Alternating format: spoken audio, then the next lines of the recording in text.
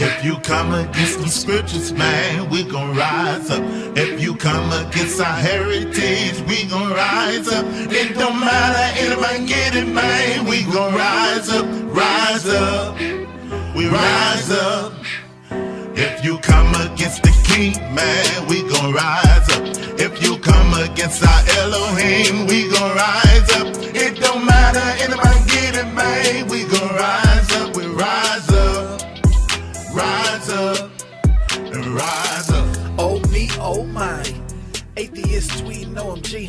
Life came to a main thing is going to get together, so brothers to get to know each other and fellowship with each other. Because in the end, man, we're going to need each other, so it's extremely important to, build a relationship with each other now, exchange phone numbers, and then build that kind of firm foundation. Because, you never know when we're going to end up needing each other. That's right. And sometimes you need another brother to talk to. You have your wife and different ones like that, but then sometimes you need to hear from a brother perspective.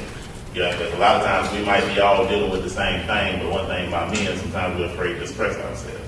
To talk to you one conversation away from some wisdom from another brother that has been through what you've been through or going through what you've been through, or in the future gonna go through that. So he'll have the wisdom on how to handle it.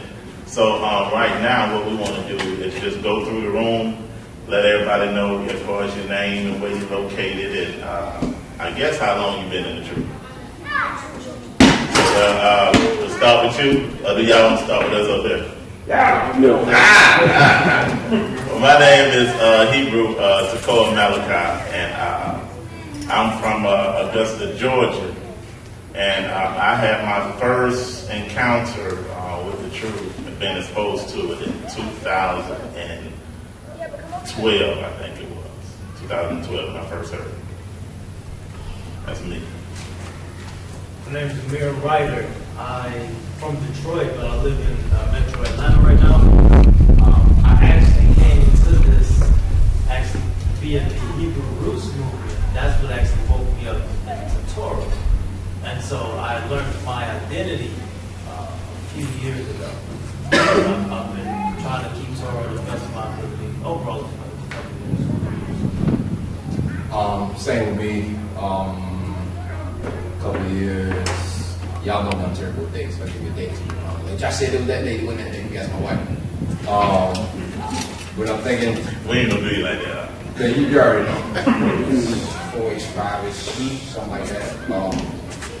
But I was a pastor for a while, and then basically, I had somebody in my assembly that was IUIC. Now, let's go back through that. And then we'll tell our story when we come back, right? Okay. Good. Let's just do name, city, and how long for right now, if that's cool. All right, well, my name is Lordens, but you can call me L. It's a little easier. I got in the truth when Donald Trump got elected. I knew something.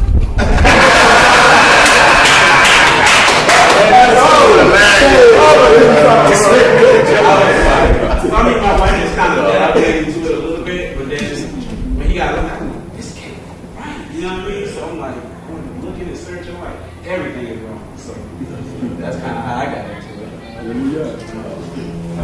Rothschild, Senator, I live in Atlanta right now. Warren for about a year, 2 years now, by watching the White House. About the same. Quentin Hopkins. I started out watching little videos, IUIC. I know we always talk about the candidates of that, but both me and my wife up to that. We're from taking my wife from Florida, station up in Norfolk. All right, I'm Carlton Meadows, and I guess it was late 2016. I saw the documentary about Hebrews, the true Hebrews, and then YouTube gives you other recommendations. And I saw the documentary that Josh did, and I started watching. My name is Brent Parker Benton. I'm losing my son's Brent, the second of Nolan. We are from Indianapolis, or the Indianapolis area, in Fishers, Indiana. We, I guess you could say we came into the truth about April, May. My mom had been practicing Torah for a little while. My aunt had been practicing Torah for a while, years. I've been studying scripture. I had some relationships with ISUPK camps in the area. I've been studying scripture, and my mom actually sent me a video. I think it was Esau, Curse 3. She sent me that because there were some questions, some stuff that I was discussing with her when I was studying, and that video hit some of the stuff that I've been asking about and I've been researching. She was like, this might have some answers to that. It really kind of blessed me with the whole family doing Torah since. And Ben, Jimmy, I go by Benjamin, but in my town, I live with a lot of hillbillies, and I stick with my government name. And the reason why I got into it, I got post-traumatic stress when I was living a life, and I kept getting laid down. I had to do something different, I found my purpose. I didn't know what my purpose was at first, and I saw some videos. It wasn't the right people I saw, but they got me to the right place. Right. And that's how I got into it. 5 years, not strong, 5 years, 2.5 years strong. The rest was kind of researching, but 5 years total. All right, older guy from Hampton Roads in Southwest Virginia, Virginia Road. You know what it said, right? About 4 years, and believe it or not, I was studying on my own. I didn't have a whole lot of brothers to relate to, but I was seeing scripture. My mother's an apostolic minister. I was showing her things that she wasn't giving me answers to, and then, one night I was like, you know what, Mama, I think we hit. And she didn't say nothing, so I went to Google and found all y'all.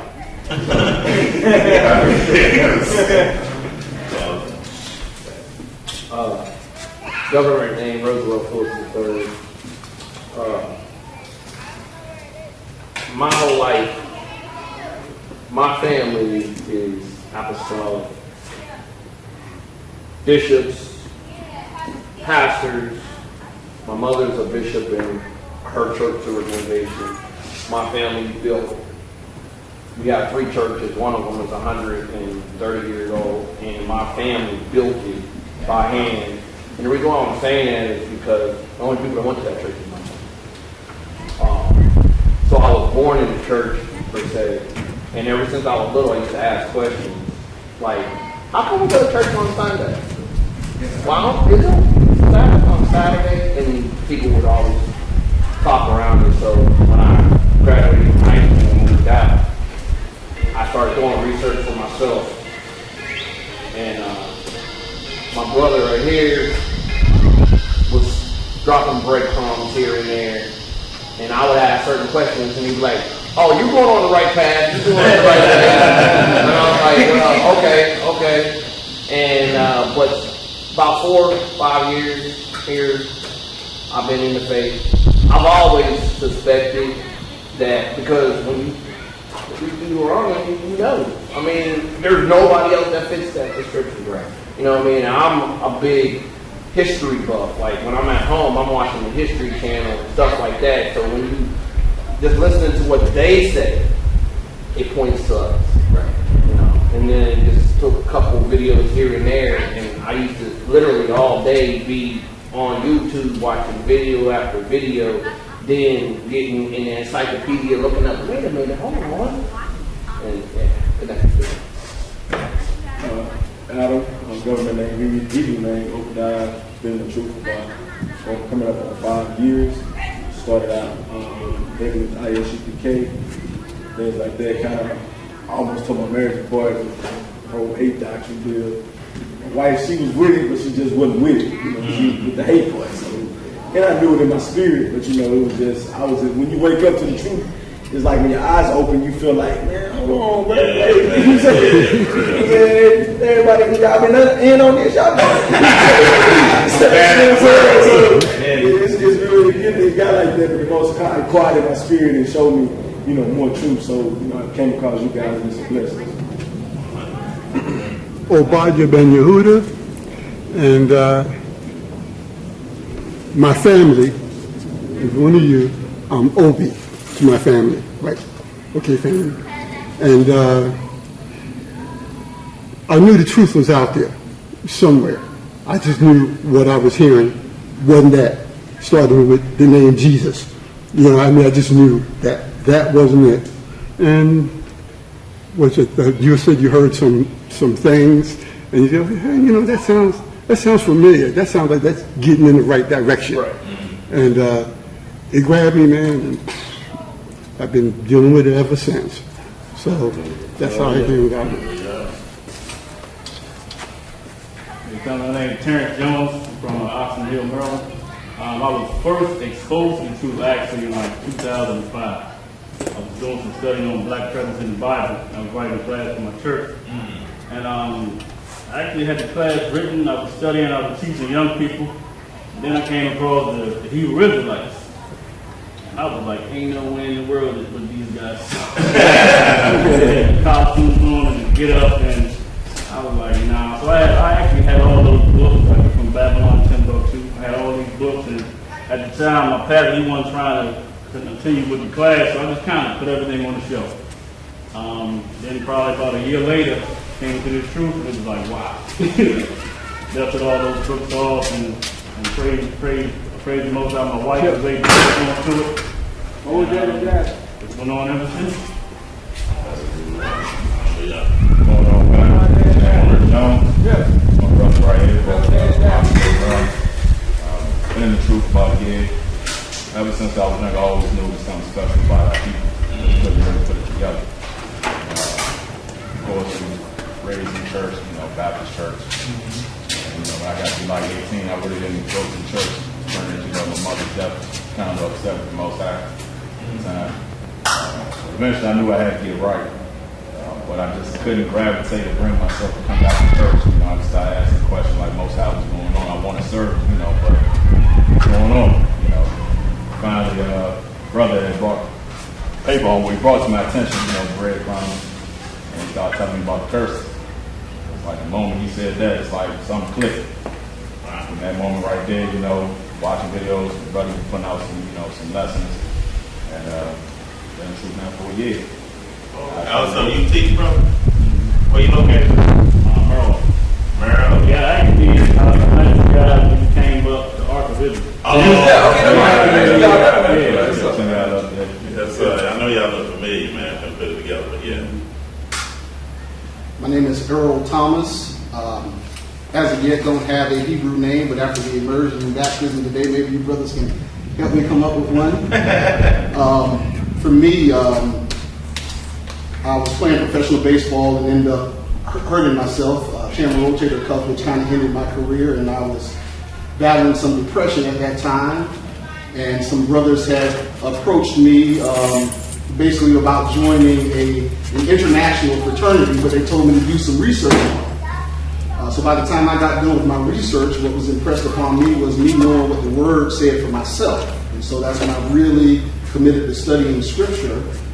I moved back to South Florida, Delray Beach, and was active with my church, armor bearer from a pastor, taught Sunday school, taught Bible study. And about February of 2010, I moved to Gastonia, North Carolina. My pastor was starting a new ministry there, and I thought that the Most High was calling me to move to be a part of the ministry. But certainly now I know that that's what got me there, but that wasn't the reason for the move. So I left the church probably about 4.5 years ago completely, but it was back when I originally started studying Scripture back in the mid to late 90s was when I knew that it was referring to us, but I was still trying to incorporate that with the Christian doctrine as well. So I would say that was when the journey began, but again, about 4 to 4.5 years ago was when I left the Christian church completely. Me and my son was able to get custody of him, and he moved to North Carolina with me. So we've been on this journey together and just continuing to try to grow and learn, and a lot of it has been on our own, but lately being opened up and exposed to some more brothers of like-mindedness, and we're just looking forward to continue to grow and happy to be here.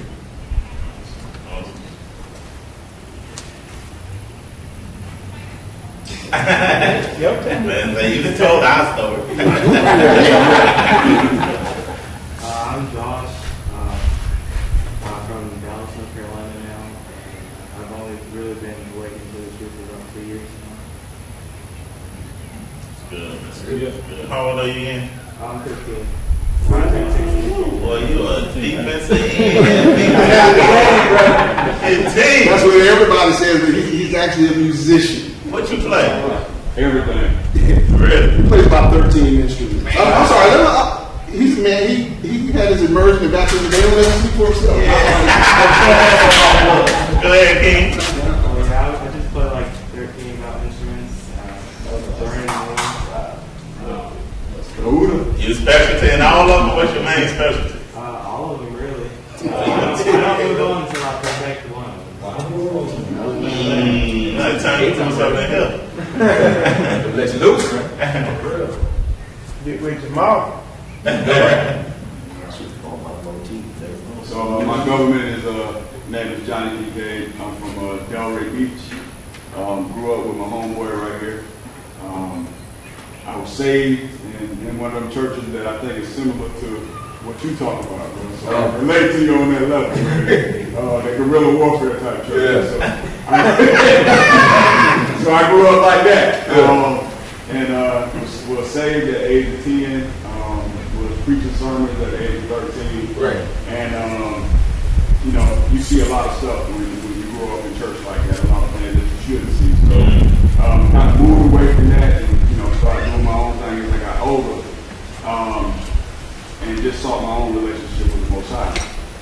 So it just happened to be that I see my brother here just going hard on Facebook every day, man. It was just something about the stuff that he was saying. Like one time I thumbs up him, and the next time I let him, like, man, what you talking about, man? It is 3 days if it's Sunday. So he just kept hitting, man, and I don't even think he knew that he was speaking to me, bro, but he was. So, I thank the Most High for him, and I thank him all the time for being a lion out there. You don't know who you reaching. You know what I mean? You don't know who you aggravating the hell out of. But it caused me to go and say, all right, I love my brother, so I'm going to go research this and prove him wrong. Yeah. And when I say research, like, I go in, man, like, yes, he does. So at any rate, so I researched everything that he said, and I couldn't prove him wrong. In fact, I just had to jump down on my knees, man, and just thank the Most High, because what he put out there led me to know who we are as people. And so, I had to let him know, hey, bro, you right about everything, man. Here's what I found, blah, blah, blah. So, now we out there together. Tag team. That's what I'm talking about. Yeah, man. So about 2 years now. Yep. And thank you for it. And where y'all at in Florida again? We are South Florida, Delray Beach, so we like in between West Palm and Miami. And I'm in Dallas, North Carolina now. Yeah. Oh, okay. All right, and my government name is Michael Williams. Some of y'all know me as Michael Israel.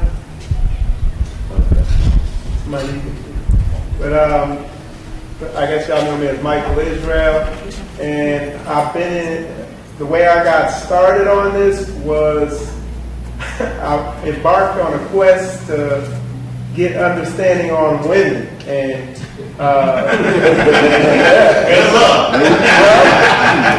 I did have I got understanding on it because I thought that was what would bring fulfillment into my life. And then I met a good woman, got married, and I was like, there's still something missing. And I kept searching through Christianity because I was raised in Christianity. And the deeper I searched, the more I'd find. And it was like every couple months I'd find something that would shock me, like that the Catholic Church was wicked and all that stuff like that. And then one day I stumbled across a GOCC Elder Carr video, and that kind of is what brought me into the Hebrew Israelite thing. So, yeah.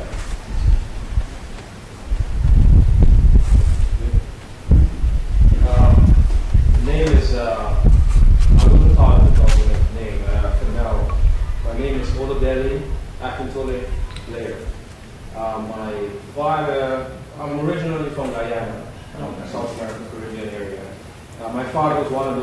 realized that folks in the neighborhood that usually come to him to name the babies. Right? So we have these books, and at that particular time we call these African names. Right? It's only 13 years ago. I was in New York City, and I met a Nigerian woman, and I introduced myself, and she told me that I was pronouncing my name incorrectly. I was wrong. Right? She said instead of Olodele, it should be Olodele.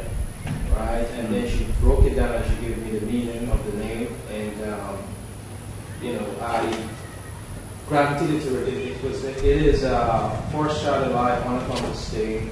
The wealth is common, brave man.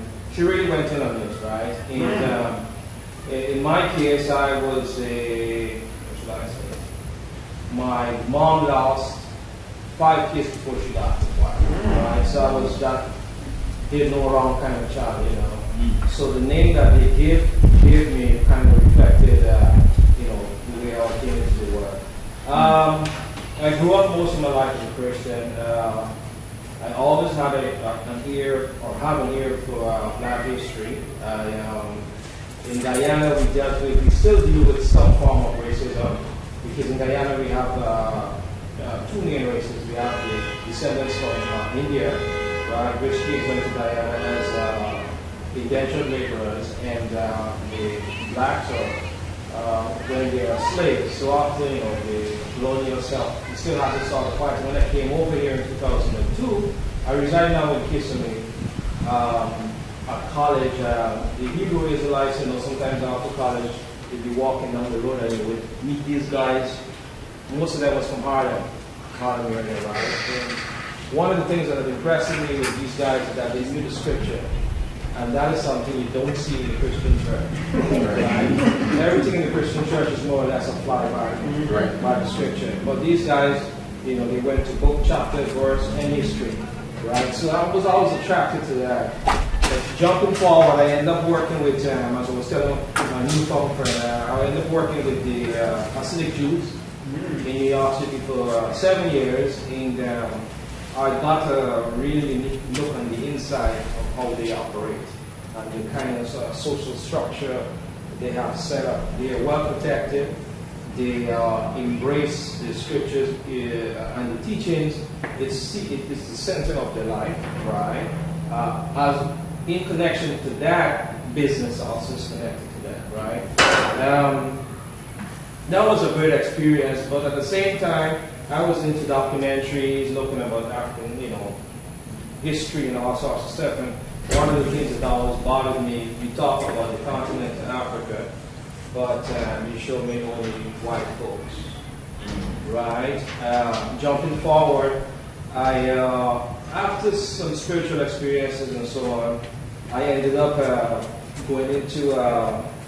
went back to school, thinking that maybe this is what I should be doing. I went in to study a master's in theological studies, but by then I had so much information that was withheld from us as a community of people.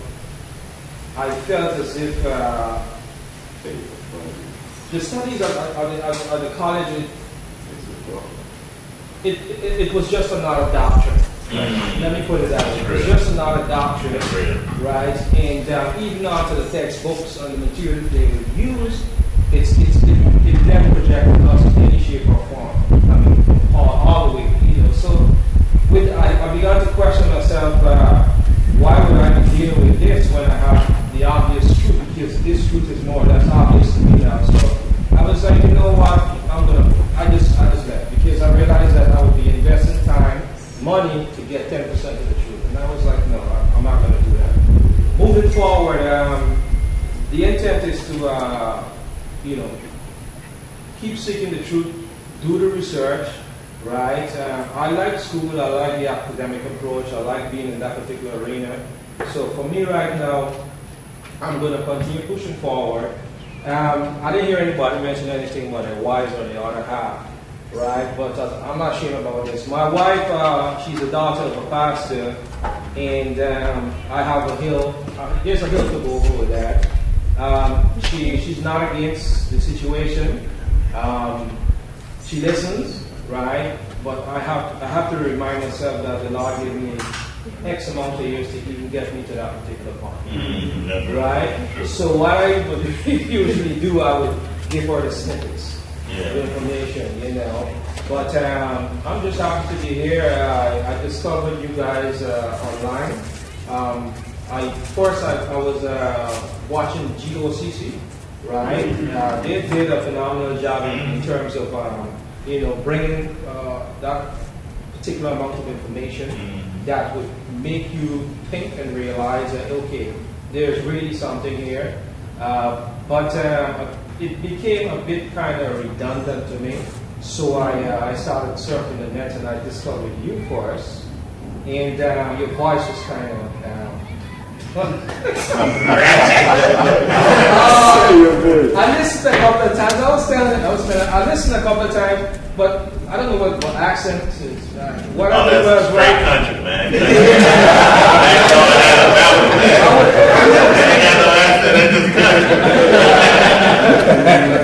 So I listened and I said, okay, I tried something and then I discovered you.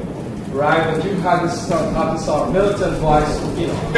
I don't know that, but I guess maybe it was the devil trying to convince you, hey, don't look at these guys. But in terms of what was being said, the content was what was being said. I couldn't turn away from it. So I started to tune in and listen to you guys, and the messages just keep hitting and hitting and hitting and hitting, and the rest of history. So thanks for your work, guys.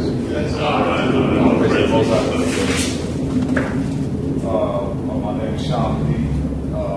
Originally from Flint, Michigan. Me and my wife and 2 sons live in Jacksonville, Florida now. Came into the truth in 2008. It basically just started off the conversation between myself and my older brother. Just what was the Most High's name, and from there it kind of took off and where we began this real thorough research of what his name was. I mean, everybody say God, but we came up as Jehovah's Witnesses up to the time I was like 6 or 7, so they brought a lot of emphasis on his name. Within church, it was kind of be like God or Jesus or something, but still kind of remembering what we would do at the witnesses or at the kingdom hall. He had a name, but we was like, well, I don't really think it's that. I mean, because we were supposed to be Hebrew or something like that or whatever. And they kind of moved into that direction, where, like I said, man, around 2008, and like these brothers did, came across GOCC and it was real heavy on like the whole name thing. I had never heard nobody really going to it. Yeah. But they brought that forth, and I was like, yo, Jay, man, hey, bro, you was talking about we Israelites. Like, man, I never heard of this before, man. And he was like, man, I was trying to tell you, man, but you kept on blowing me off. At the time, man, I'm like, let me think, man, I'm like 21. I'm like, look, bro, I'm just trying to hoop. I ain't really trying to be that committed right now. But like I said, it took off from there or whatever, man. The brothers was bringing forth some profound information at the time or whatever, something. I was like, man, you know what? I do need to be serious about, the Most High or whatever. And like those brothers, you know what I'm saying? They done what they could for me, you know what I'm saying, for 4 years or whatnot. No knock to them brothers. Everybody got their work. Right. Everybody got their job that the Most High sees fit. And it's for me to take the ball and keep on going further and further as a husband and as a father for my boys and my wife. So like I said, since 2008, man, we took it and come to learn a lot more information and whatever, man. And I just do my best to research the best I can. Come across you brothers, meet you brothers at the James 101 for the first time. I met Amir not too long, I think, after he found out or whatever at HCA. You know what I'm saying? Him and his family. So like I said, man, that's kind of it in a nutshell. I don't want to hold the floor like that or whatever. Hey, can I ask a question before you go into it? Has anybody, when you go online, you look on your modem, you list of modem names, has anybody seen the FBI ban? FBI what now? FBI ban. I know another brother, me, on my modem, I'm seeing FBI ban. I know another brother saying FBI ban.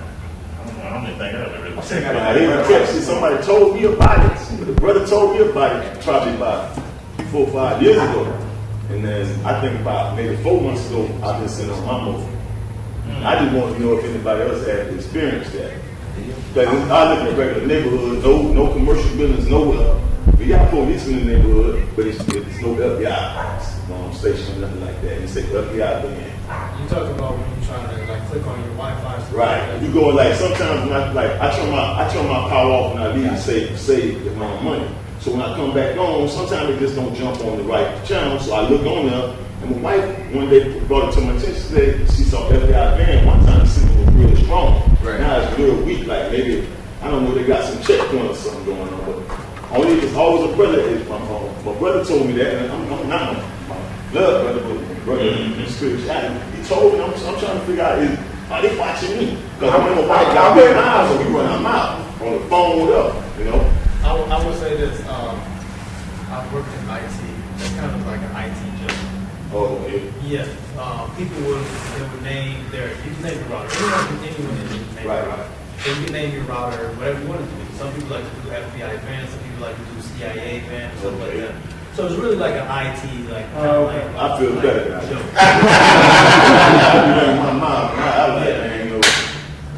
Yeah, someone in your neighborhood.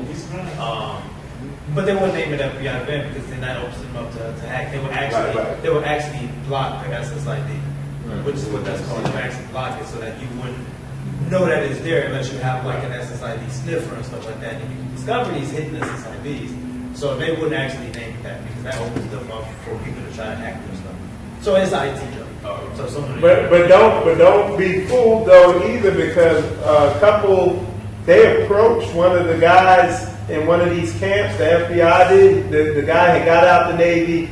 He had joined one of those camps. He had just joined, and his wife got sick, and he was struggling with money. And they were watching what he was doing, and they knew what he was going through. So somebody approached him, said, "We'll pay you $3,000 a month if you." He was, at the time he was in the ISUPK, but they were trying to get him to go into IUIC.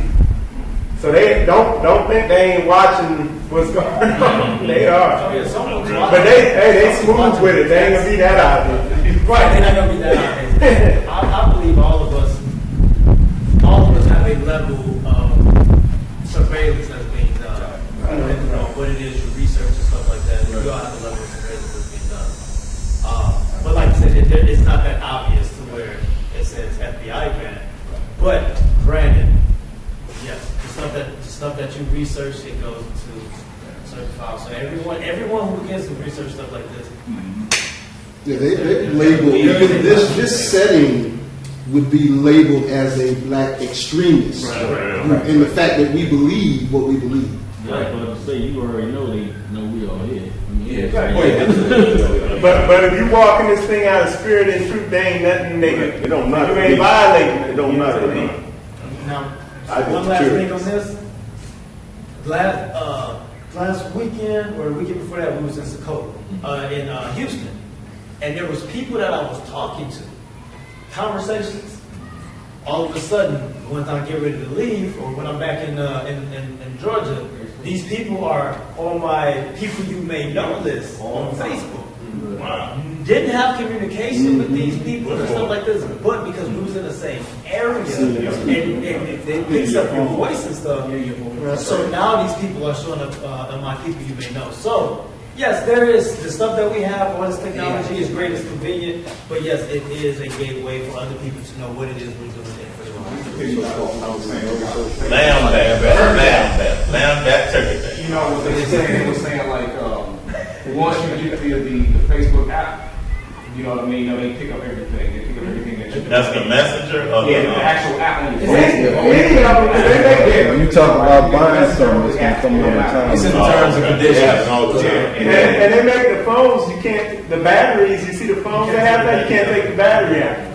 So that way they can be listening to you. There ain't nothing they can do to you though. Me and my wife, we actually be going to my job. We're talking about it, something we want to eat for the night or somewhere we want to go. In the moment I, like sometimes Facebook can have ads. The moment I get there, there's nothing but the ads. And she a screenshot and say like, they listening right. And you can't take the battery out, so you can't. So if you turn the phone off, it still ain't on. Let me tell you what, if you really want to start getting their attention, they're home in on it.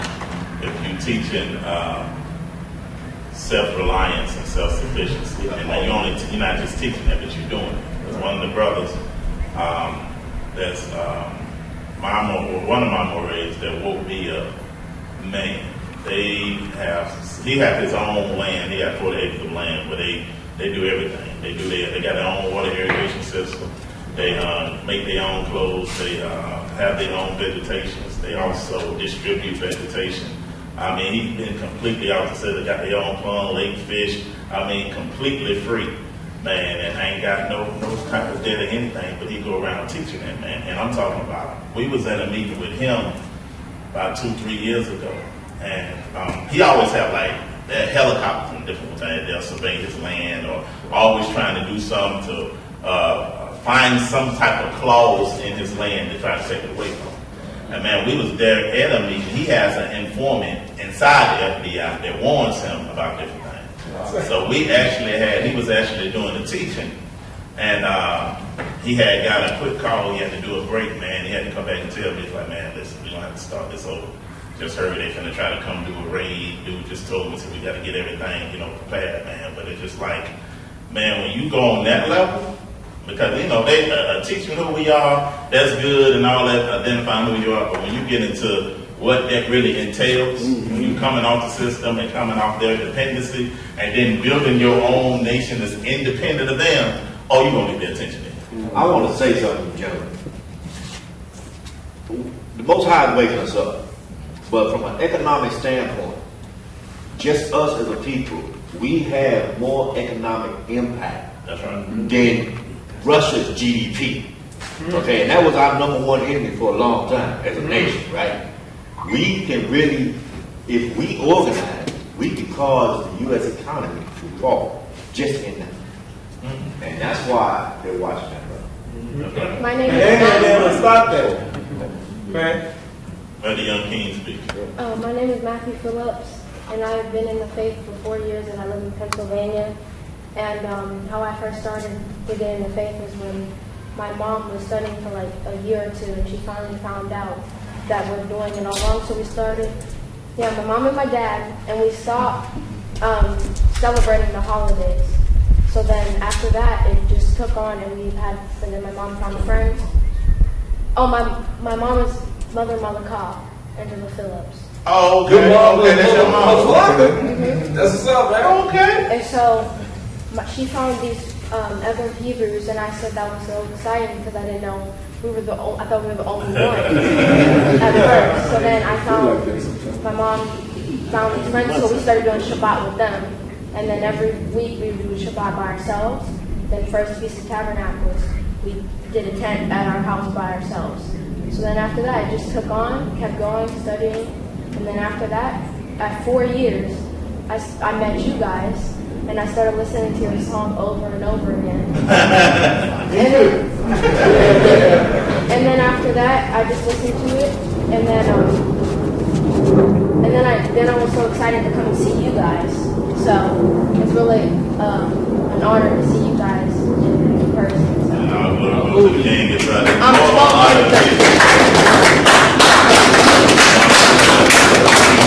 It's more of an honor to meet you because, in the end, it ain't about our generation, but it's our mandate to make sure y'all get it.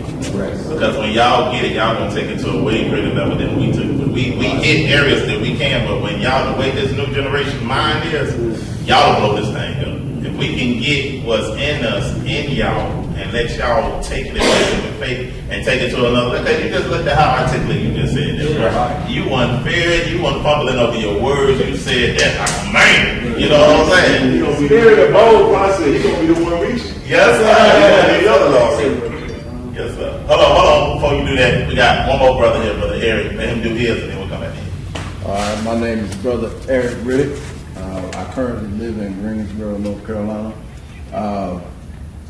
My dad, I was a military brat, so my dad was in the Marines for 27 years. Lived all over, a lot of places. I grew up as a Christian. My father was a minister. Started off as a deacon, he was a minister. And I always knew the lingo. I knew how church was. I knew, because I grew up in an era where they have you stand up, memorize a verse in front of the church every youth Sunday. So I learned verses. I did actually read. It didn't hit until after I got to college. Well, actually, I was watching Malcolm X my senior year in high school. And I watched the scene where he hit that priest up and was like, you talking about your Bible that you read describes your Messiah as a black man, not this blue-eyed guy you got up here. I said, what is he talking about? So because I didn't like studying in school anyway because I couldn't relate. The only thing I related to in school was about black stuff. Because growing up as a military brat, you encounter racism on a very young level. I was called a nigga by the time I was 6. Roots came out, I started handing licks back to him. That's just what it was. And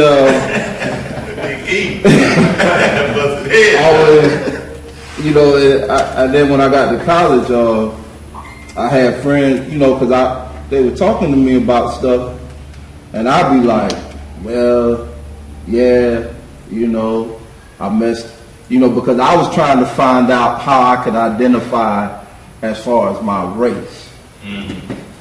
I believed in the scripture of the Bible, but I still was trying to find an identity because based off of what I read and based off of what I see, it did not match. So I dabbled, I rocked with some of the Muslims because they were brothers. And they will actually get you because all their references go back to the Bible. They never, all their references go back to the Bible. So I'd be like, all right, but Allah never talked to me. I rock with the 5%ers because I was listening to the raps. That was the lingo. Because I went in my little street thing. That was the lingo on codes of how you talked about what you doing, this, that, and the third. But they always would say the key thing was Christ was a black man. Christ was a black man. Christ was a black man. I said, all right, I'm going to really dig into it. So I started reading. And I went to discipleship training school. And I was reading, and I watched the movie Prince of Egypt. And for some overwhelming way, I know it was a cartoon, but when, at the end, when Moses stood on top of the people, I just wailed into tears. I said, what in the world? And I just said, it's us. And I started reading and things started clicking. And I went, and where confirmation came, because I had a lot of, I went through my rebellious stage with my parents. And I went to my father and I said, Dad, the first time I left the house, it was basically you forced me out, this, that, and the third. But according to the scripture, we were told that our people put blessings over their children before they left. And I said, Dad, I need you to pronounce a blessing over me before I leave. Man, when he did it, everything started connecting the dots. I found out I was doing what my ancestors was doing. And then I ran into, and I kept telling my cousin, I said, yo, them people in that book is us. They talking about us. Then I met JT, Preacher, the Berean brothers. We were all in California together, and he was putting up Stephen Darby. And that's when I was like, because I kept trying to find somebody that could connect, like, yo, I know what I'm talking about. And that was the first cat that I heard that was talking about us. And then they turned me on the yard and it was a wrap. No, I was just going to, it's a statement basically, because I remember yesterday I was cooking some lamb and there was like 5 young boys just shooting around. And they were just like talking. And I was like, I was shocked because I have a kid, any children with my wife there. And they started talking about the Bible and stuff. Like, this is unusual. But if you really look at it, and us as young men, older men, watch the kids. It's amazing. Because when they come together, if you notice their camaraderie is like amazing. You see what I'm saying? Because they know the truth. And I don't know what I think the parents have been doing a great job with these kids because the way they come together, they play.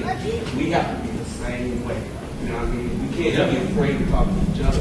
I agree. You know, I'm guilty of that too because we've been subject to burying our own brothers so much that we always look at each other and we're not comfortable.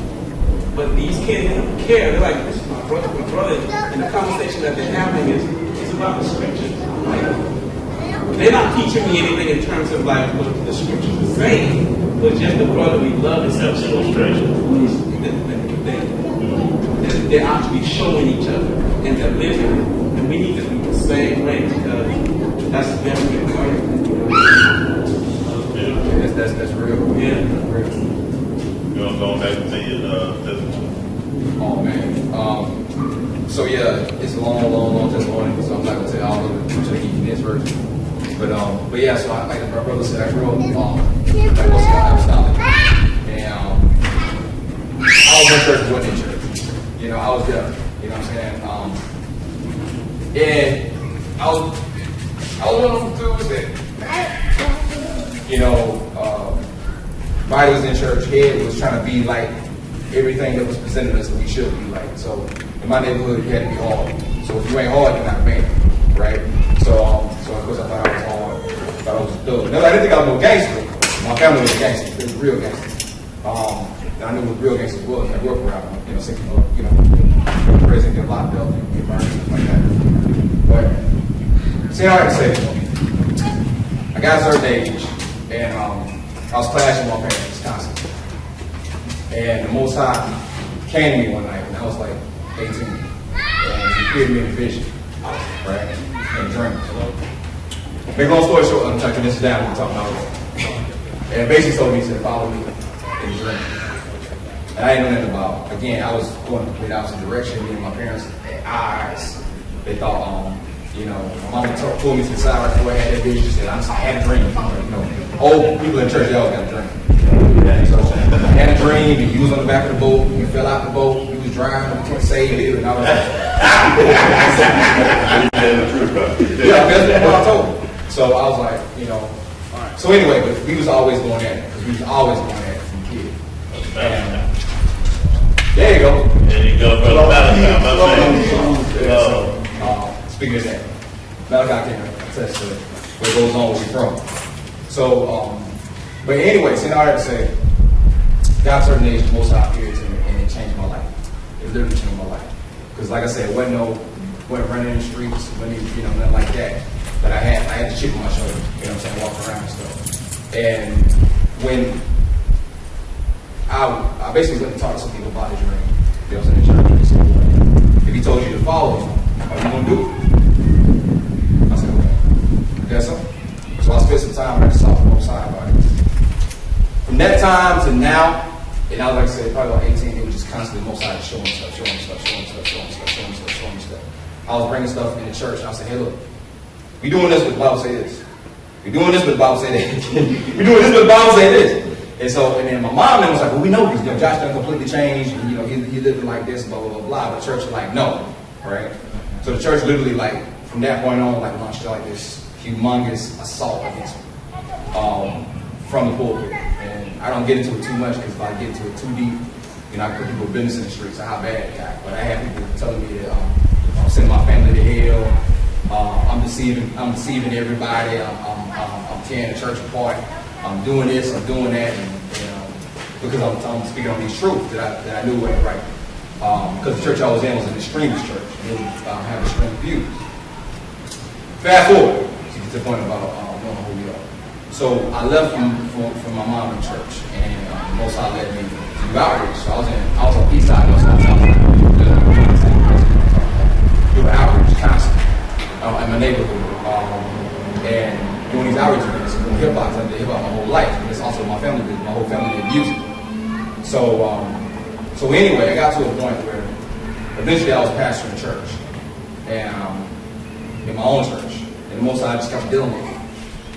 And one thing he dealt with me about was my situation. And I started looking around, and I was like, man, how come these things are just happening to us? I started looking at what's getting hurt, what's getting mowed down, stuff that's going on in my family, with my people and stuff. And I was like, and being honest, there's so much tragedy in my own family that I started thinking that my family was cursed. And I literally used to tell my family, I said, we must be cursed, man. If everybody died. This person that died, I got one cousin that got murdered in prison. I got another cousin that done 22 years in prison. And all this other stuff. I'm like, you know, uncle died of this, somebody died of that. I'm like, well, something got to be wrong. You got to be cursed. Something got to be going on. So I started searching through the scriptures on it. And I started seeking the Most High about it. And what the Most High led me to, when I started looking at not just my own, like our own situation, it was like a microcosm of everything that's going on in every black community, every black family. So he started dealing with me about, I said, why do they, that's literally the question I asked him, why do they hate us so much? Why do everybody hate us so much? There's got to be a reason. There's got to be more than just our color. Just the fact that you're black doesn't make sense for people to hate you. If that was the case, then there's dark Indian people. Then they would hate them. There's other dark people. There'll be other people that will be hated to the same level as we hated, but they're not. So I started searching the scriptures. The first thing the Most High gave me was, he brought me to was the original man. So I told Mo this. So I did a teaching on the original man. I said, well, maybe they hate us because we made it in the shape of the original man. Did this whole teaching about the dirt and how it's high in carbon, melanin, and how the body is made, and how we in that original image. I thought, well, maybe we made the original image, and how sometimes forces hate it, so they want to kill us. That's my first thought. I brought this to, at the time I was a pastor of a multicultural church. So I brought it to them. Some of them were building, some of them was. You know which one's building, you know which one. So anyway, so we went from there, and then I told my wife, I said, man, something's going on. Because Most High will always deal with me, and I said this reason why I say it's a long testimony I have to get into it. He dealt with me through dreams and visions all the time since I was a kid. So he kept dealing with me with dreams and visions about things that's going on in the earth, things that's going on with us, and the time that we. So I used to teach with the art called eschatology. That's why I used to eschatology, cut my teeth. So when I started looking at eschatology, I seen all these holes, especially in Revelation. So I was trying to figure out like how did this job. And at the same time, and y'all. Most of our tripping, we seen the video and the songs. I was working on this album. The album's called Within Inch Legacy.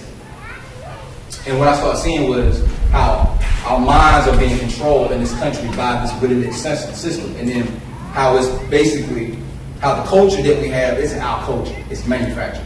And it was manufactured by our oppressors. And because we keep living out that culture like it's our culture, it's leading to our own minds. So, anyway. So around that same time, Most High started thinking about that. So I did the original man. And Most High was like, then he brought me to teach about Mashiach and how Mashiach is a black man. So I brought that to the church. The more I brought it to the church, the more it dissipated. So I brought that to the church. Then Most High kept dealing with me. And then after I did, no more literally, that's great Negroes that did. That's funny. That's literally what happened. Because I had people. We had Hispanic ministry. We had white children. Matter of fact, at the time I had a white co-pastor. He bounced. He went to Arizona. Now tell him what the Mexican man said. What was he he was a co-pastor too? No, he was over the Hispanic ministry. So we had a Hispanic pastor. So I brought it. As a matter of fact, I sat him down and I said the other co-pastor, the white guy down. And I said, I'm going to show y'all this when I find out about us. Because it was a step process to get there. Man, I told him about all that. He go to Arizona. Now all of a sudden the Hispanic guy was like, yeah, man, I'm at the leave, so I gotta go down and check with my green card, so I don't know how to stay here. And I was like, oh, for real? So, yeah. I said, how long you gonna be going? Man, about 6 months still. I said, well, your family gonna stay here, right? So they can keep them. No, man, like, I don't think they're gonna be able to stay at all, you know? And I was like, oh, really? He's like, yeah, man. He's like, well, I really appreciate everything y'all done, man. Because they didn't have nowhere to, we brought them in to be a part of the ministry. They had no way to worship for it. I said, oh, for real? So you gotta go back. I said, yeah, man, I gotta go back to Mexico, man, get that straight now. I said, man. I said, we was even thinking about trying to raise money to help them get there. Man, about 3 months later. This before we converted completely over, right? I knew this place that had baptism. They let us use our baptism. So we would go into their building and use their baptism. So we walked into the baptism of who the? Here. I'm like, hey man, what's going on? Oh, man. No, man, so we trying to get that straight down and everything's like it's fine right now. Oh, really? Okay. Bitches went ghost. His whole family, everybody left. So anyway, I'm trying to make a extremely long, so I'm leaving out major chunks of this story. So Yeah, so it went from Most High dealing with me about the original man, for him dealing with me about the Mashiach. And then the last teaching I did was about the Jews. And Most High had dealt me about the Jews and how the Jews are not the people. So I did this whole teaching about the Ashkenazis in church, bringing it up. And most people like understood it, and I was like, okay. And I even brought in the Philastia Jews. I said, well, the Philastia Jews are probably the original Hebrews.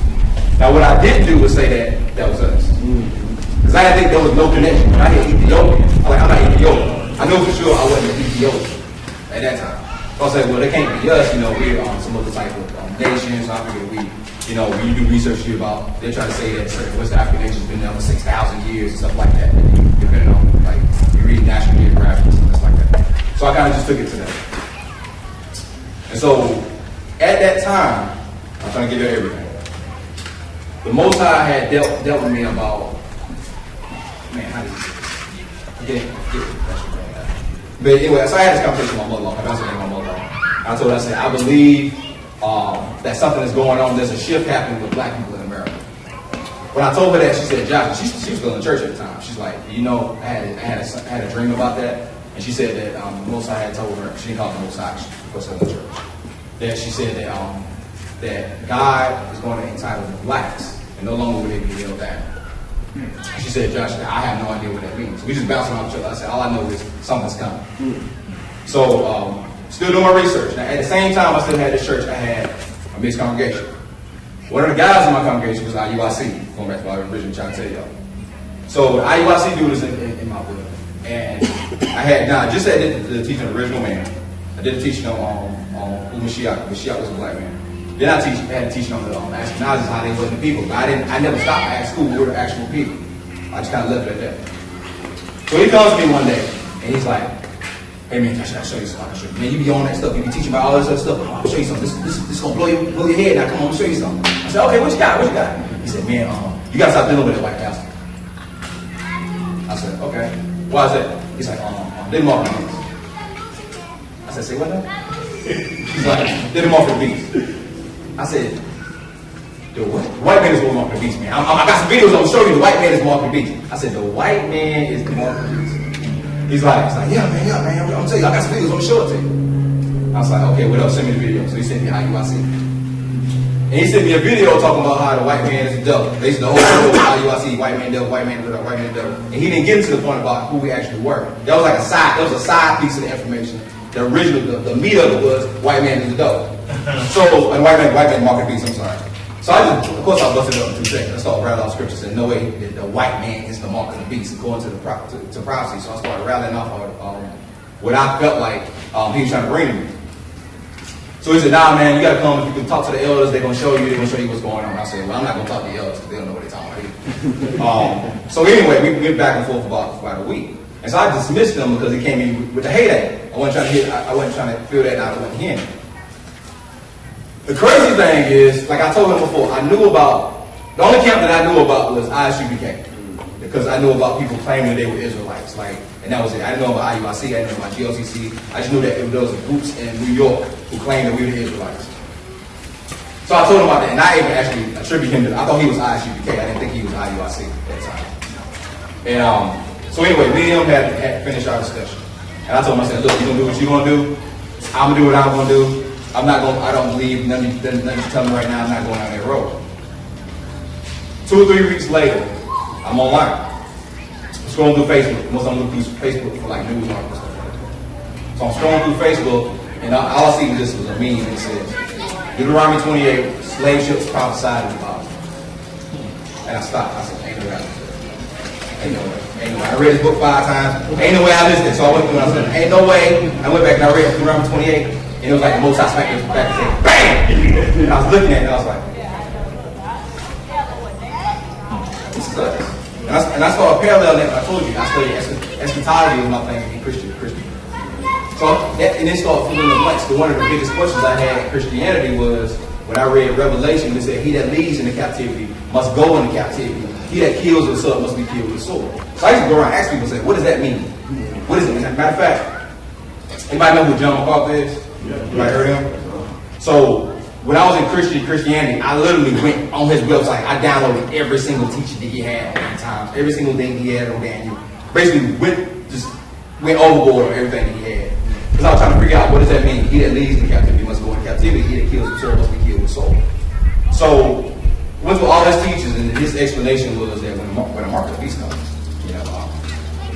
and the beast is on the scene, anyone that fights back against the beast will then be taken into captivity. So you're not supposed to, and then, I don't know if y'all know that he also has a teaching. He says that the mark of the beast is walking in the hair, quote unquote, in the Christian mindset of what hell is. So anyway, so I was like, so when the beast come on the scene, if you fight back, you get taken into captivity. That's what that means? Nah, man. So I spent my time trying to study, trying to understand what that means. So when the Most High revealed to me about what happened in Israel and how Israel was scattered through slavery, and then the first thing he did was bring me to Jeremiah when he said, everybody that brings you into captivity will go into captivity. Everybody that kills you with the sword will be killed with the sword. Everybody that makes you a spoil will be a spoil, said Yah. And then everything just went. Everything started clicking. And at that point, make a long story short, I ended up running to the guy in the IUIC again. We had a conversation, and now he believes, like, I don't know if y'all seen on Facebook that whole thing where I posted the meme. Man, I woke you up. So I can't believe I told you the white man was the devil. So then that's what started off. I said, nah, man. I said the Most High just built it for me through that meme. Like it just resonated with me. Last thing I tell you. So I took that and I said, I got to bring this to the congregation. I got to let them know who we are. So I go to the congregation and I told them all about this. The sister in the congregation and called. I said, Nicole, this is all I want you to do. I want you to stand in front of the congregation. I want you to read this book right here. I'm gonna read this chapter. She's like, okay. I didn't tell her what it was about. I said, just read in front of the congregation, and I'm gonna explain to everybody what we're about to do. She's like, okay. She get in front of her on the pulpit, put the mic in her mouth, she hold the mic in her hand, and then I told the congregation, I said, have y'all ever seen Roots? And everybody said, yeah. I said, so y'all done seen slave movies before, right? Everybody said, yeah. I said, think about every slave movie you ever seen. And I said, read it. She read 15 down. By the time she got halfway through the chapter, she stopped. She just looked at me. She kept looking at me like this. And I said, keep reading. And then she just read a little more, and then everybody was like, was looking at each other, and then it was like, that's us.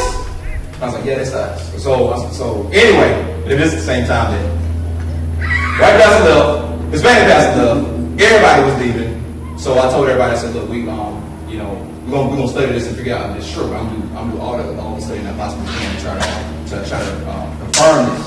So I spent all my time. I ran into everybody. I ran into Darby. I went through the camp videos. Like, nah, that ain't gonna work. Went through every teacher I possibly could, and I started pulling sources. I started Googling sources, and I started just researching. And I said, I can't bring this to I can't say this to everybody unless I can prove it, right? So, and when I did, when I studied to a point when I felt like I had it down, and I brought it to everybody, and I told them, I said, if we're people, then we're gonna walk in the way. We're gonna try our best to walk in the way. So I said, the first thing we do, we need to start keeping Shabbat. I thought they was gonna fight back. They said, okay.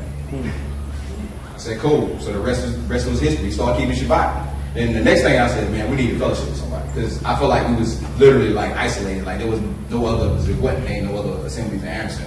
We didn't even have accounts at that time. So I said, let me find somebody. I gotta find somebody we fellowship with. So I went scrolling. I finally kept scrolling, and I ran into 100% proof that the Israelites are black. And this man right here. I ran to his video and I watched, this dude right here off the chain. So when I found out about him, I said, let me find out where he at. And I found out he was in Augusta. I said, y'all, we want to visit them. So we're gonna find out where they at. I got his address. I said, we need people we can fellowship with, and then rebirth the nation. I see what I'm trying to do. 2 hours, 3 hours. That's what I'm gonna be going in, man. Go ahead, Sean. Oh, I'm about to say, man, with the brother Josh, man, you think when you read 15 through 68, right? Man, I did the same thing with my mom. Like after me and my brother kind of came to that conclusion in 2008, 2009. Like I said, she still kind of had ties to witnesses, you know what I'm saying, over the years and whatnot. Like that was still like her foundation over the years. But one day I said, look, Mom, I was going to read the Bible. I want to read something to you. Same thing. I was like, I'm just reading. I didn't want to set her up. I was like, this is really real. She'll hear it and she'll see the same. Right. Started reading. And she was like, oh my God, that's us. And I was like, that's got to be real. You know what I'm saying? Right. we talk about at the time, you know, my mom's 72 now, so we talking about what, 61, 62 years old, you know what I mean? Yeah. I read that to her and she was like, oh my God, that's us. And like I said, the only reason she ain't here at Sukkot today or whatever, man, because like I said, she's 72 and she don't move like she used to today, right? You know what I'm saying? She wanted to be here or whatnot, man. That just made me think of that or whatever, man. That's powerful, man. That was powerful when you get those conversations.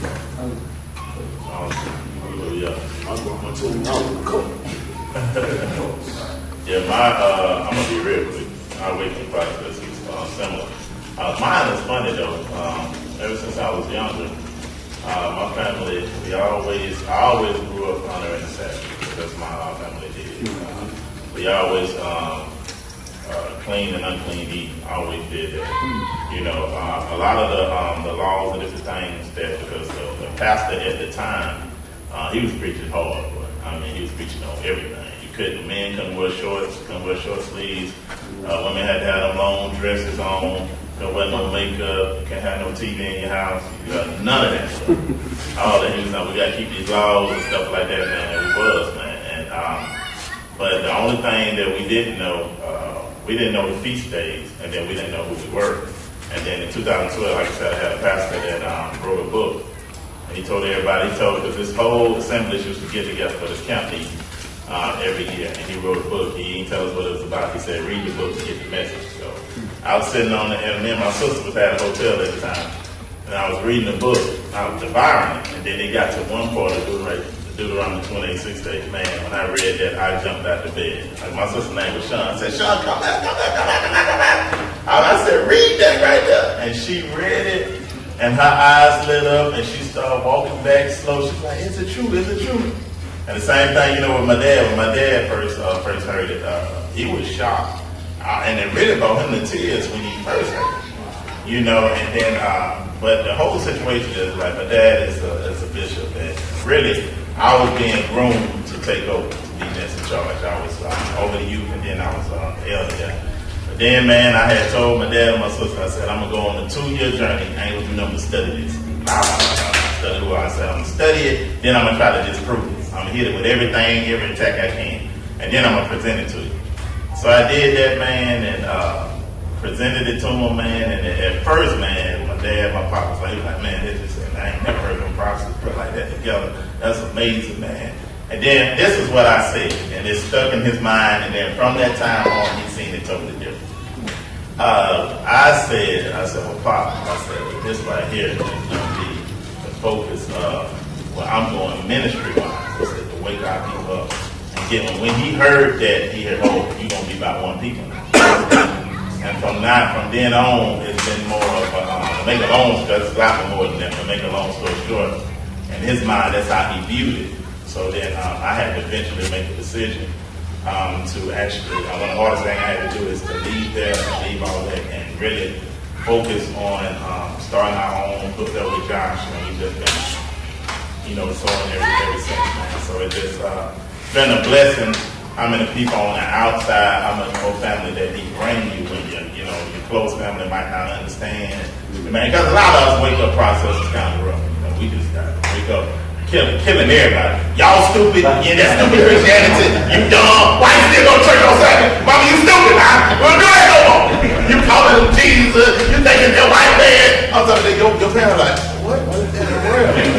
What's going on with him? I'm talking about we go in. Because it's like when you find out it's the truth, and then when you find out you lied to it, then you go back and research slavery to the day you looking like. And it's hard. I mean, when you really research slavery, and see what we went through, it take the Most High to keep your heart from turning black. Boy, that's like, the people that were doing that, I believe the people at that time that were doing that are demons. Ain't no way you can do that to a human being and just be okay with it. You know what I'm saying? So it's just like the whole awakening process, man, was amazing and got us to where we are today. Go ahead, brother, and then we're going to hit something real quick. I was just going to say the same as you were saying, because like I said, my mother's a bishop in and when I started to pull away, because they were grooming me to be a pastor of one of the family churches, when I started to pull away and just say little things to her, she never said you were wrong, but she she was watching my wife's prayers that she was doing on Facebook and YouTube and stuff like that, and then she would say those comments to me like, "Your wife is still praying. Y'all still in it?" And I said, "Yes, ma'am. We're still in the Most High, but not quite with you're in it." And we haven't had that big talk. I've been holding on to it because I know when I have it with her, it got to be with her and my 5 sisters, my 1 brother, and then all my aunts. So I'm saving it for this holiday that's coming up because I gotta sit down with her and give it to her. And get on my soul. It hurts me dearly because she thinks that what she's saying and what she's doing is right. Well, you gotta look at it that you just gonna drop a seed, bro. Don't look for no results. Don't look for nothing to happen. Because you expected everything just to be like happy dory and boy, she don't get it, it gonna work. You gotta don't set yourself up like that. You know, just look at it as planting a seed, man. What I want to talk about real quick, and then I'm gonna let everybody else get what they want to talk about. Oh, my bad. It's a good thing, man. I just look at it as like we hear this appointed place. It's like our fathers here and all the children is coming up here to see their father. You know, when they return back, when he said the prodigal son went away, then he came back home. It just feels like that today. Everybody's come back home like our father's here, and we had to come and see him, even through a hurricane. We got to come and see our father today. That's right. He's been waiting on us to return, you know. So and he's kissing us today. So it just feels good, man, just to be here. I just feel like I'm returning back to my father today after a long journey. I feel the same way, bro. I feel the same way. Hallelujah. Hallelujah. Two same, man. We just basically name where we from and then the awakening process. All right, sure. My name is Tabar. Everybody, shalom. Shalom. I'm out of Augusta, Georgia, and I fellowship with Brother Taco. He is my boy. And when I first heard the truth, me and him was going to church together. But I did not want to hear that. Me and my wife got into it. Good argument. But when we had first class, I decided to attend because I said I want to see for myself. Rather than, because I was like, hey, it don't matter if it's black, blue, red, green, you come back for us all. It don't matter. Jesus, I love it. But after me and my wife got into a heated discussion, I said, okay, I'll check them out. I went to the first class and I was like, oh, wow. That's us. And after I first heard it, I went back to work and then everybody was crying. I look at you now, you crackle, you crackle, you eat that, you crackle. And I was mad at everybody. But it took me some time, and I kept praying. I said, no, I can't be that way. But then I feel sorry for me. And that's why I am now. So now I look at it like, man, y'all don't know what y'all got coming. Y'all don't know what y'all got. But that's my story, and I'm glad I'm awake.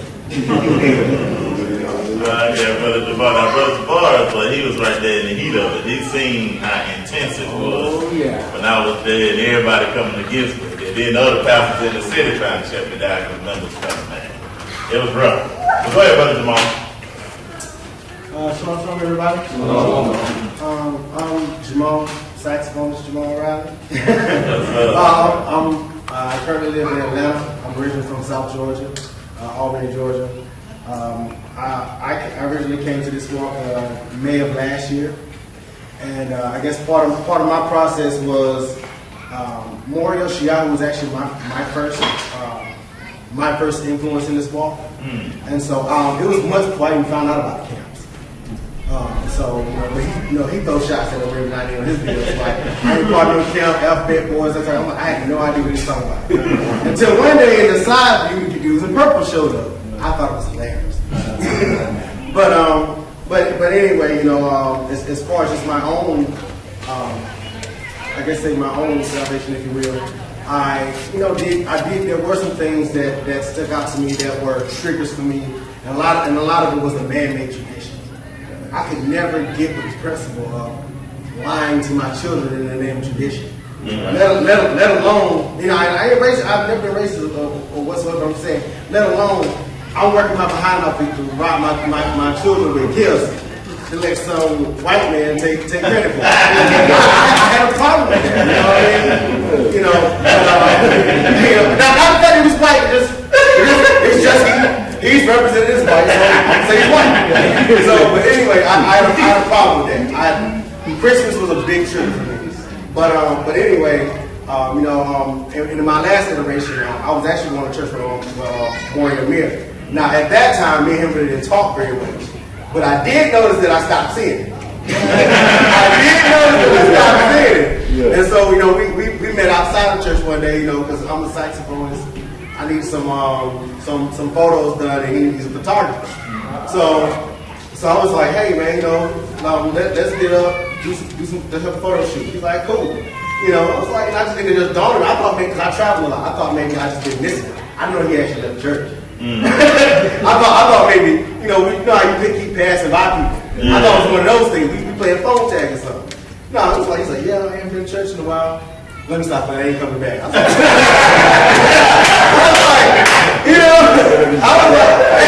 and most people, when you say stuff like that, when you say like you left the church, most people think that, you don't believe in Christ, or you're not right. I kind of defaulted to, he just went to the church. He had a falling out of something. That's what I thought. But ironically, I ended up leaving the church a month or two or so later. Wow. For the same reason. I didn't know he left for the same reason. Wow. So that's part of the amazing thing to me about this awakening. Is how we're all coming together. Individually. Yeah. Scattered. I didn't come to this because some dudes knocked on my door. Right. Or because I ran to the guys in purple talking about Deuteronomy 28. I didn't even see any of that. So and then even with I guess say more seasoned saints, if you will. Yeah. I'm very happy to see them because it's easy. Me too. This is all I ever known. This is what everybody around me does. This is what I've been doing. This is what I've been doing my whole life. Right. Just because you've been doing something a long time, I mean it's right. Yeah. Right. So, but for them to acknowledge that something is wrong and then walk out, status quo. Oh man, that blesses me every time I see it. But let me shut up. Hallelujah. Thank we got everybody. This one thing I want to bring up. I ain't want to get like deep or nothing like that, get heavy. But the willingness thing was going on. And I think that is extremely important for us to identify and to counsel. Especially with brotherly love, because it controls us. We can believe it or not, but it does. Big time. Us as a people. And it might be on a mass scale and a minute scale, but it's part of our thinking process that we have to learn how to deactivate. And when we see that process happening, how to shut that down. And three of the things that he said that he would use in order to control us is fear, distrust, and envy. If you look at all our problems, because we fear of each other, we distrust each other because of that fear. And then when one of them is when our brother's doing good, what we do? We envy that, so we act a certain way towards them. Or we try to bring them down. You know what I'm saying? With that mindset.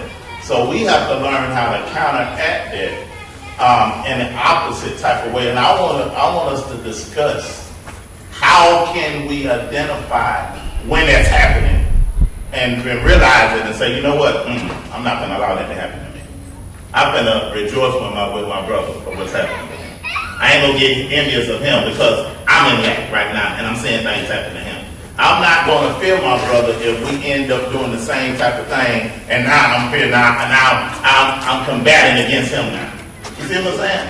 Because it happened, even happened amongst teachers. Say, I don't want to listen to that brother teacher. That brother can have a good lesson, but you just like, oh, that might mess up what I'm trying to build over here. So I don't want to give him no influence. I don't want to bring him in. That happens because of what? Fear. Distrust, and being envious of each other. So how can we begin to recognize that starting today and overcome that? I think with the track record of our adversary, it's a copycat. The world has already shown us because they're modeling what we're supposed to be doing to their benefit. Because they're calling this the age of collaboration. So they don't compete. They say you don't have competitors anymore, you have opportunities to collaborate. So when we look at ourselves and we understand that complementing is spelled also with an E. So it's to complete. So you have something that completes what he teaches. Because when I came into this, and when I came to Gainesville, I've always felt safe and at home, surrounded by people with some melanin. So the atmosphere is one of family. So I'm always thinking, nobody else is going to help me. Nobody else cares how I feel or what I deal with. Even though I don't call as much, I see it an environment of safety. So for me, it's just understanding I can go further learning what's taught here. And the people that I'm learning it with are there to help me as well. So that's how I look at it. It's an opportunity for me to link arms with some people so I'm not by myself. So I don't really see a threat because most of the people I deal on the outside are Caucasian. And the more I learn from them and the more I work with them, the more I realize they're including me for diversity's sake, not to help me. That's right. So when I get through learning and get degrees and I'm still like, I'm standing with my hands empty and you don't call me unless you need something from me, this ain't working. And I don't get that here. Exactly. I've been eating at the table so much, I'm like, I gotta find a way to contribute. I gotta find a way to meet because it answered questions and it gave me that balance. So I'm not hateful for what's going on. I understand it's just what I'm dealing with, and I'm not by myself. I love that though. You said opportunities to collaborate rather than compete with each other. Because you look at us for your field, we all got different teaching styles, but they still complement each other. But then you have people because of that mentality. We had one dude, man, putting stuff on me and Josh's page, talking about, oh, look at them now. They got something going on between them now. Mars and MJ, Mars and Josh, they don't teach in the same place no more. I knew something was happening. I knew what was going on. They don't fell out. They don't be in the same place anymore. Trying to find a reason trying to find a reason in order to divide, rather than looking at, man, that's completely. Go ahead, my brother.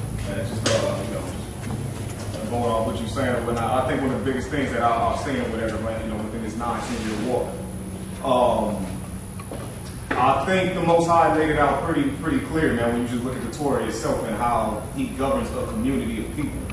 I mean, you have things there for the poor, for the widow, for the orphan, you know what I mean? It's how men are supposed to conduct themselves and how everybody does something that's centered towards helping one another. Nobody's ever forgotten. And then you have your higher rank as far as your different judges. Like if you look at the different communities, you would have judges in those towns or raised in those towns that would kind of govern those communities or whatnot. So many things I think that we continue to put a major emphasis on the Torah itself and going through, some people say it's a list of 613, 630 laws or whatever. If you lay that out into each community, and people start seeing what they're supposed to be accountable of, it would make it easier to start building community. So no matter where anybody's at, nobody would ever have like that jealousy issue, because we're seeing what the Most High expected for us to live out. Like today, you know what I mean? Or actually yesterday. And I'm sitting back and I'm looking at, this is, Sukkot. And I'm looking at all these people coming from all over the states. And everybody operating as one because that's the doing of the Most High. That's the doing of people being serious and observant of Torah. Now you got all these brothers sit up in here and nobody is scared to interact with one another. Everybody's sitting here vibing and building off one another. So like I said, if we look at how the Mashiach gave us the understanding of how we're supposed to view the Torah to a degree, and just looking at the Torah itself, if we build off that foundation, it's a part of everything in our lives, man. For how we deal with our money, how we deal with buying one another, how we deal with our diets, even down to clothing. You know what I mean? It's just, developing food and everything. It's there. It's so many principles there. So if we really lay that foundation and really build off that, whatever, and some things will probably have to be what you call halakha, you know, developing certain things where like maybe the Torah doesn't speak on, but things that we just develop just basically through logic. Yeah. Like these will be based things, on my story. Absolutely. Yeah. These will be things that maybe the Torah didn't say, but it's good wisdom for us to build a community and whatnot. So like I said, if you have the men step up, because most of the time, and don't get me wrong, you have sisters that look at it and say, you know what, I'm going to go out there and get this information and bring it back to my husband. But then a lot of times, you'll have your wife sit there and look at you and say, let me see how serious you are. Mm-hmm. So if you come back and you devise this plan, if you got, you know, if you just devise this plan and you have all the heads of the family come back to their wives, like, listen, we're going to observe Torah, we're going to be serious about it. You can start building communities no matter where you at, and everybody can be linked in. So now I'm not being, you know, I'm not feeling some type of way because Amir is speaking, or Josh is speaking, or you're speaking, or another brother, because I'm looking at it like, oh, this brother has the skill set right here, I can go to him for this. This brother has the skill set, I can go to this brother for this or whatever. Everybody has their gift that y'all have given them. And like I said, if we're building off Torah, then we can utilize that and really start to develop strong Hebrew communities, you know, throughout the world. You know what I mean? It's just a matter of us really being serious about that. And like my brother Dale was saying earlier, you know, he looked at the Jewish community, and I'm not saying we got to follow them, but if you just look at how structured somebody is and looking at like, all right, they go implement all Torah in their life. The Torah say, hey, I can't eat something that died of itself, but the Gentile can, or I can charge interest to it. That's right. right. That's right. Right. I can charge interest to a Gentile, but not my brother. So we look at each other first. I ain't saying we got to move exactly like that, but you know, just looking at them and seeing how structured they are, we have the same Torah to do the exact same thing. So like I said, we get serious about Torah. Not saying brothers are not, but as a unified group of people, we get really serious about it. Really go through that thing and start building strong foundational communities throughout the state, throughout the world. That's my last thing. I'm gonna give him a little bit. I like the way he says, starting with the men. And listen, we've been ordained to be the leaders. We've been ordained to be the leaders. Everything about you, your whole DNA, your makeup is to be a leader. You know what I'm saying? So it's important for us to understand that role, because anything that the Most High gonna do in earth, he come with his representative, which is the man first. He don't never come to the woman first. Because it's the man is the one he put in leadership, the man is the one he put in that role, and the man is the one that he made covenant with. Anything he finna do in earth, he comes to his authority. So this is why we have to get back in place. Now the sisters is good, and the sisters gonna be faithful no matter what. It's just brothers. We be lazy. Sisters gonna be there, they're gonna be the Shabbat on time, they're gonna give you all kind of deals, all kind of ideas, but it's important to push the men. And I was telling my congregation, this is what we finna start doing to men. Anytime when you come now, I want you to see men up first doing something. I don't care if it's the man starting it off with prayer. I don't care if it's a man, 3 men getting up just reading the scripture. Because I want you to get up and still start being used to that leadership role. And this is me personally, I don't like for somebody to come to my assembly and they see number of women doing something. Because they look like I'm a man and got a whole bunch of women. You see what I'm saying? Men have to step up, because when that happened in the garden, he didn't come to Eve. He came to his representative. He came to his authority first. Anytime the Most High dealing with anybody on earth, he come to the man first. That's why he said, how mindful he is of us, that he puts you over the works of his hand. He was talking about the man over the works of his hand. So it's important for us to get into that role, get into that leadership role, and walk like we're supposed to, so we can bring unity. And like my brother said, you know, we can bring ideas and be inspired and do things together, but we have to get back in our place for where we was meant to be and start leading. Go ahead, man. I just look at like the depth of, like, you know, when Yehuda went down to Babylon with Nebuchadnezzar, he picked out a few skillful men, Hananiah, or Azariah, and Shaniah, and Daniel. So what the other brothers? So a lot of us got our own business. Some of us still work for Nebuchadnezzar. So it's always going to be a little distrust and envy. You see what I'm saying? And that's how it is, because we're in the diaspora. So I think it's getting slimmer now, because a lot of people bringing out the business. Brother here, appreciate us. Yes, so it's kind of coming to that when we all begin to come out of that Nebuchadnezzar system. So I think that kind of brings a little animosity between us, because some of us got better jobs, so to say. And they found favor with them. They were goodly looking or whatever, you know what I'm saying? So it's like when you fill out an application today, you know what I'm saying? So I think that has a lot to do with envy. Somebody might have a better car, but it's just because of their job or something. So I think it's going to slowly dissipate when all of us come and get our own business mind and get our own businesses and come together and link like the brother said, collaborate. Yeah. And I think a lot of that So you said some of that is in self-sufficiency. Self-sufficiency. I think people are going to need to see an example first. They're going to need to see this. They're going to need to see exactly what is being produced from this. I was in full-time ministry for 7 years. When I came out, I said, I'm done with trying to work with people. I'm going to do stuff on my own. So when I came to the truth, I started listening to different teachers. And most I was like, you can't do this on your own. So even like coming down here, we lived in Maryland. And it was like, we had registered 2 months ago. And then it was like, I'm like, really, Most High, you going to send a category 4 storm? So we was debating, and I was like, I think we need to go. We're still going to go. So the whole time it seemed like this storm is tracking where we at. Wow. I was like, you told us to go out there, so I don't know what's going to happen, but I know the things I've been through has prepared me for this moment. Like, I've been to Mississippi to Africa. I've been there twice. South Africa, so different things. I know. I said, well, definitely, let me go down here, meet some people, and fellowship, because I know that whatever he's doing, he can start with this room right here. He turned the world upside down with 12 disciples. I just counted at least 30 brothers in this room, so I'm pretty sure he's going to do something out of this. So again, that's why I came. But again, if this is put on video and people can see what's being actually, what's coming out of this, and then because not everybody has that spirit to go into the unknown. That's how he made me. He said, I'll go down there and don't know about it. But most people need to see it done first. It's like when they came out of Babylon, you had your first wave. Then you had your second wave. Then you had your third wave. This is the first wave. That's good, brother. I think one thing from my perspective that we could begin to implement, I know I've personally started to do it because I've realized that just because you know something and you study it doesn't mean that it's become a part of you. It doesn't mean that it's second nature yet.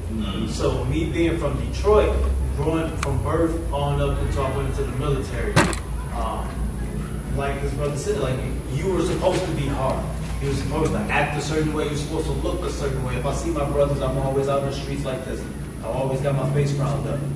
Barely want to say anything. If anything, it's just a little head now. Barely want to do anything. So as an adult, I began to realize that whenever I'm around us, that these things begin to start flaring back up. Especially when I first came into this walk. So what I realized that I personally needed to do, so I'll speak for me. One thing that I realized that I personally needed to do is whatever that initial reaction is, I need to do the opposite. So if I see my brother, I used to go to the gas station. I'd be quick to hold up in the door for a white woman, for a white man. But then my brother come out, walk away.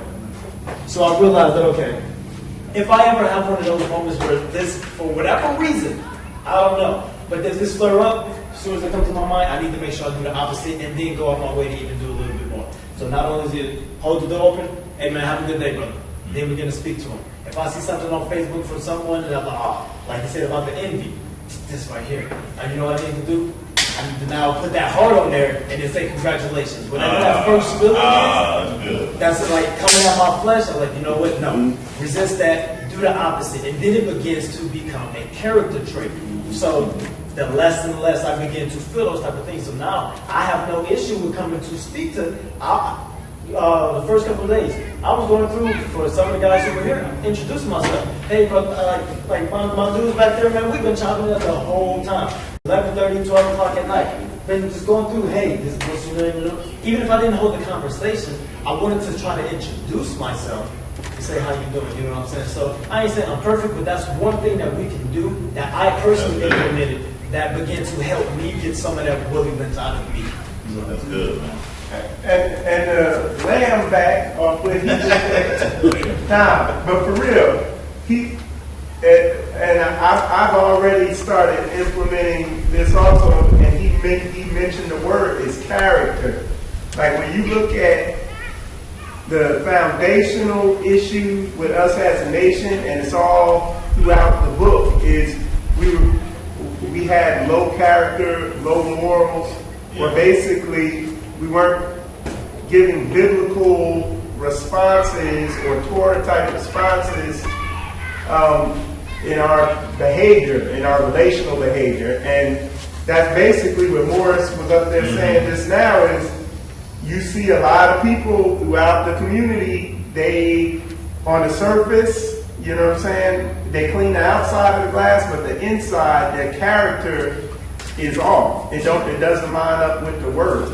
And then that creates all types of problems. So when people's character is correctly aligned with the word, then everything else falls into line. I mean, the nation will build itself up.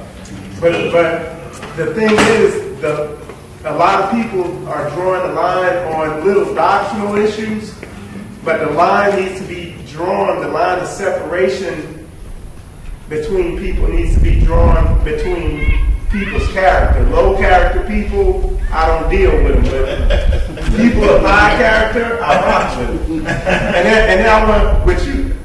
That hurricane, the Most High did send that because now the serious people came out. And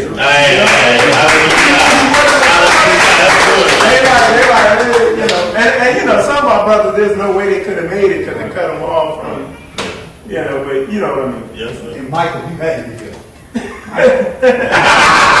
Michael got to go to force, y'all. Michael must come. The warrior and protector must come first.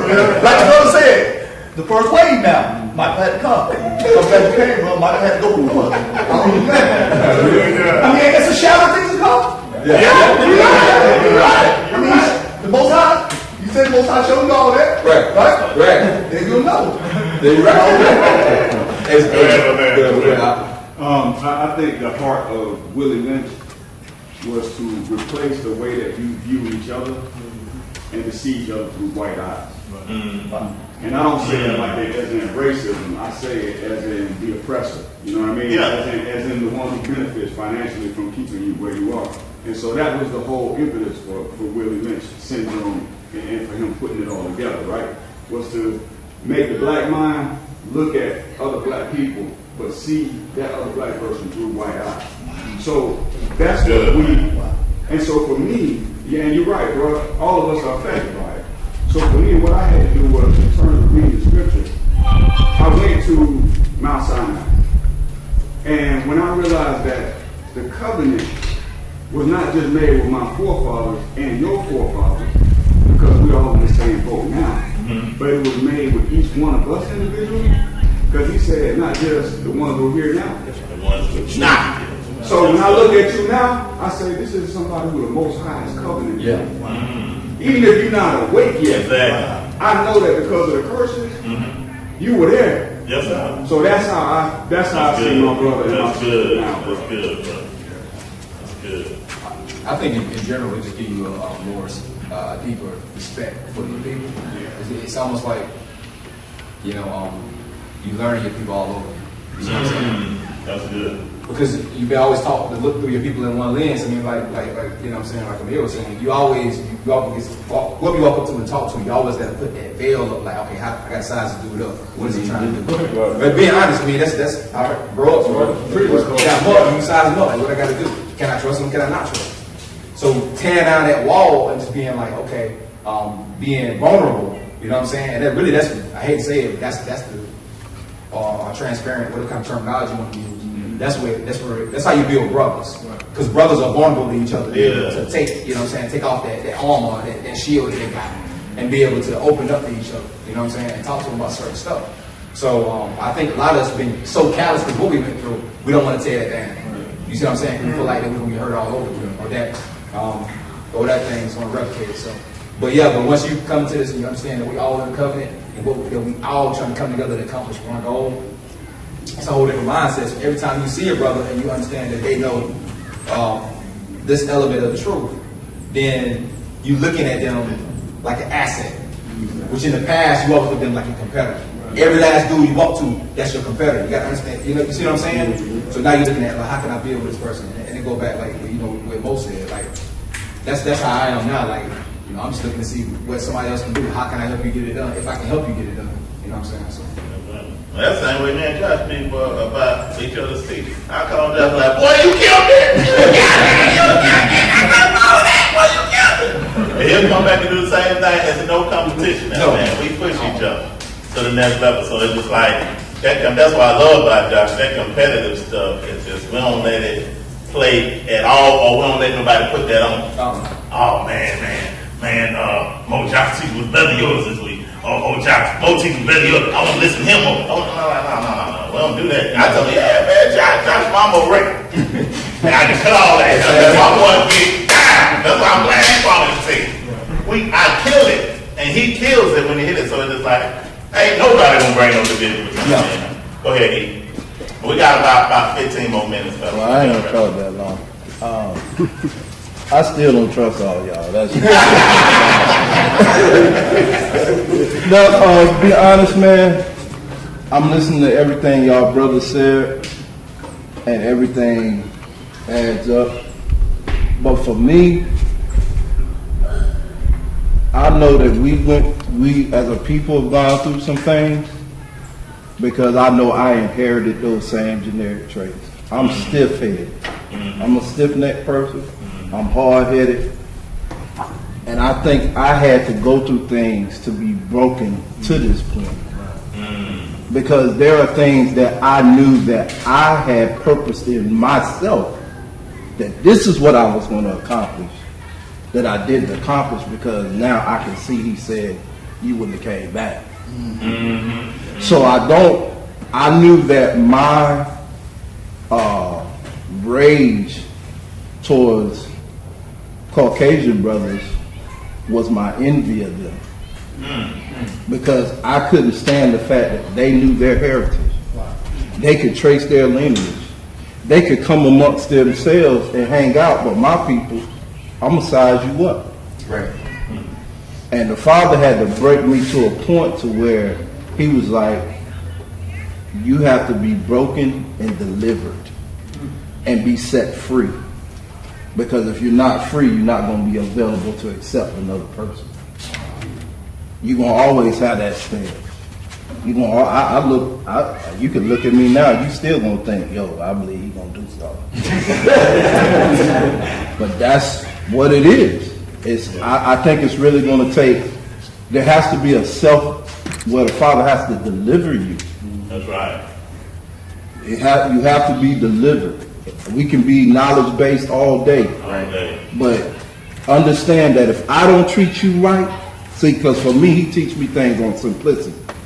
If I don't treat you right, I don't get in the kingdom, no matter how much I know, no matter how many scriptures I can recite. But if I can't embrace you or hug you, I can't sympathize with you, I have no grace for you because you committed something towards me, I won't get in the kingdom. So that is my thorn. So I understood Paul. That keeps me humble. So I can look at a brother and be like, hey man, I've been there, done that. Exactly. It's all in the Most High's time because you have an individual relationship. Everybody has an individual. Even our families that don't know, it's the timing. Their visitation is when their visitation comes. That's right. And you might not be the one that they use. That's right. And you have to be humble enough to accept that. That's all I got. That's all I think. I need to say, everybody here, I was talking to the op last night. They asked me how I was doing. I told them I was the town I lived in, like a little hill to the town. I came from Miami. And the reason why I left Miami, I got shot up a lot in 94. I got post-traumatic stress disorder. And after that time, I threw a punch. I got pistol quick. My wife started following my ways over the years. Then one day, she got a pistol.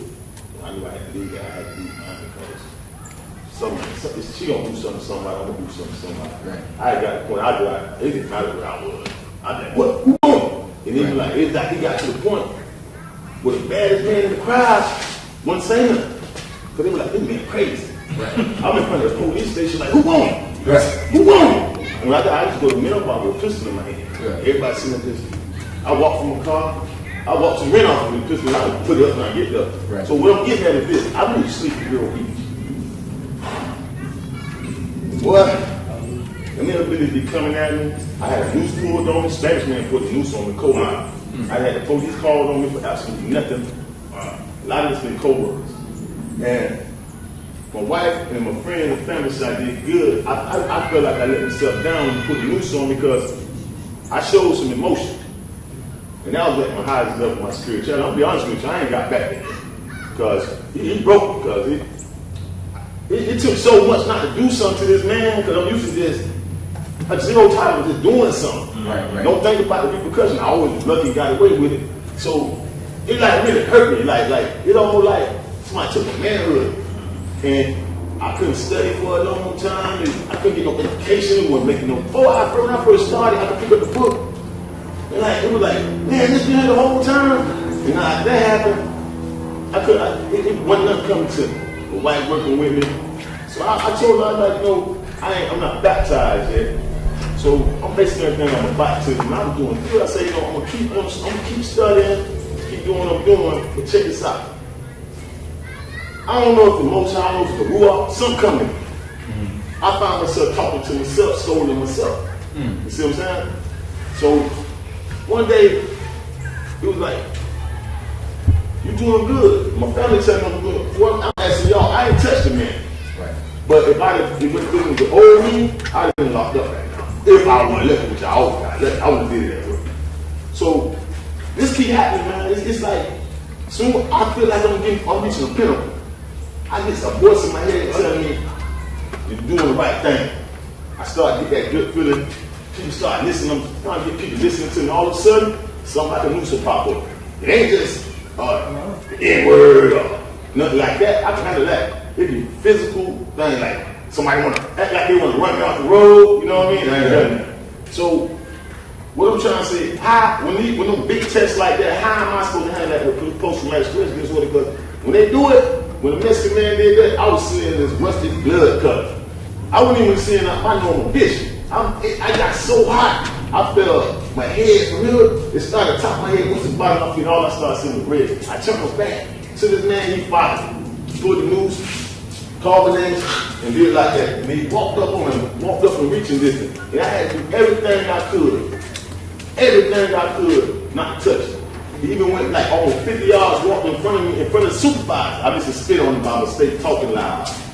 And I'm like, man, no matter what I do, and then to make a long story short, I told my supervisor, hey, I'm going over your head because you can't handle this. First thing she did was cross her arms and turned to me. I feel disrespected. I ain't allowed. Old man came back. I started cursing.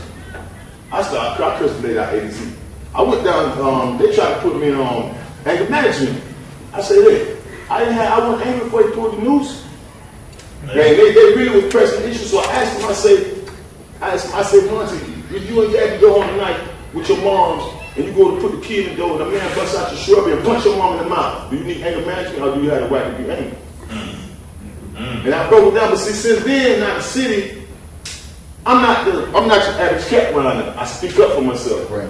When I came back to work, brother said, all the brothers sitting over there with me, the Mexican came in, I was mad. I wanted to do something to him. Somebody told me to go outside. The boy said, go outside. I said a quick prayer. When I went in, I still want to do something. I was like, all the black dudes that moved on that side, and they said, well, we having problems over here from City Hall, And when I told the lady was, I don't care what they say to each other. Don't say it to me, respect me. Don't curse at me because I don't curse. Right. I ain't gonna say one might not fly every blue moon, but I don't curse. When I say I don't curse, it's not a routine. So she asked the man, light-hearted way, I thought we was all good. And I'm a new guy. I was just off probation after 6 months.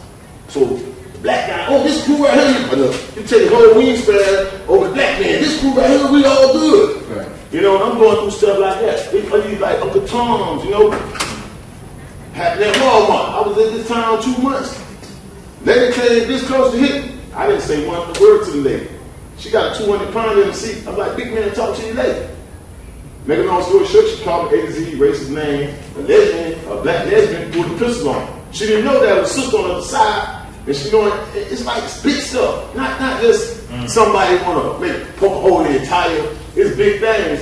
And it was Walk has really saved some lives. It really saved some lives. All brother Tripp, they say, well, a couple of years ago, you might have been in some big trouble. I said, a couple of years ago, how about a couple of months ago? And the only way to touch it, because I had been seeing so much scriptures, about, you don't do that, you know what I'm saying? Right. But here's the catch. Now that I got that mind and scowl on my face, I don't walk around mean mugging. I speak, hold the doors. I'm just a regular man now. These chumps taking me for assault. I gotta find some kind of way. I gotta go to the hood to see my mama. I moved to the burbs to stay away from this situation. Right. I moved clear out the hood. But I gotta find some kind of way, not really the brothers, but these hillbillies, it's like they know what I'm doing. It's like say you sit down with them in the morning when they brushing their teeth and say, hey, go to work today. This man is reaching the me. I want you to grab it. Hey, look, check this out. We was doing Hurricane 10. Where the hurricane came from? You see what I'm coming from? Like the road disappeared. I was working there. I didn't see the road. Right. I turned back around and man walked up to the white girl. The road do the same thing. Look at it. You can't do. So I'm saying like, I think the most. I told my lady. She said, I think so. I think the most I sent me the test because the last one I passed. I thought I passed the first one. My family said I did because I ain't touched it. The last one I passed. I wound up being the one called supervisor, but police got called on me. Gotcha. I didn't touch it. I didn't curse. I didn't touch it. And be honest with you, I wanted to do something to him. Right. That's why I walked the yard. Said I walked away from him, but they fired me, man. Oh, they fired me. Hey, sometimes you gotta change your environment. Sometimes you gotta change your environment. Because I was dealing with that when I was in the Florida Air National Guard up there in North Florida, and they had racist situations where they had people complain to the NAACP, like major or CNN, like they were so bad. And I was like you. I remember one day, this before I came to the truth. They my squadron got deployed, and I stayed behind. I didn't go on the deployment with it. And I was just wishing the plane would blow up while I was taking off. Right. And I feel no type of way about it. Matter of fact, I'll probably be happy. You know what I'm saying? But what happened, because these dudes would, let me tell you how bad it was. That's it. This is when I was praying and fasting. I was like really pressing in on the word. I hadn't made it to the truth yet. I came into work one time and I sat in this dude's chair. He's like, get out of my chair. And I didn't get out of his chair. And dude walked up and poured a soda on my head. That's kind of stuff right there. Dude. And look, I picked the can up, turned around, and he tried to run off. I kicked his foot, and he tripped. And then I threw the can at him. And then the dude picked the can up. It was empty, but he threw it at me real hard. And the people in the room said, man, something was weird when he threw that can at you, because like that dude was so angry at you, we could feel it in the room. The long and the short of it is, what I ended up doing is doing an early retirement out of Air National Guard, taking a huge pay cut, didn't get the promotion I wanted, you know what I'm saying? It hurt me financially, but it was so bad when I was working there that I wasn't getting sleep, I was stressing, I was waiting for these. That's exactly what happened to me. I changed my job. And I'm trying to figure out what it was, because I be looking these dudes right in their face, and I could see something in there, but at the time I didn't know what it was. It was racism, but then I got out, got a new job, and came into truth, and they're like, that's what it was. You know what I'm saying? That's what I did. I changed jobs, man. I'm telling you. Change them till you get the right one. I changed jobs. That's what I did. It's been working. You know, the people it's bad out there, man. The two number one places of racial oppression are from the cops, because that's where you interact with them in your neighborhood, and at your job. So, check this out.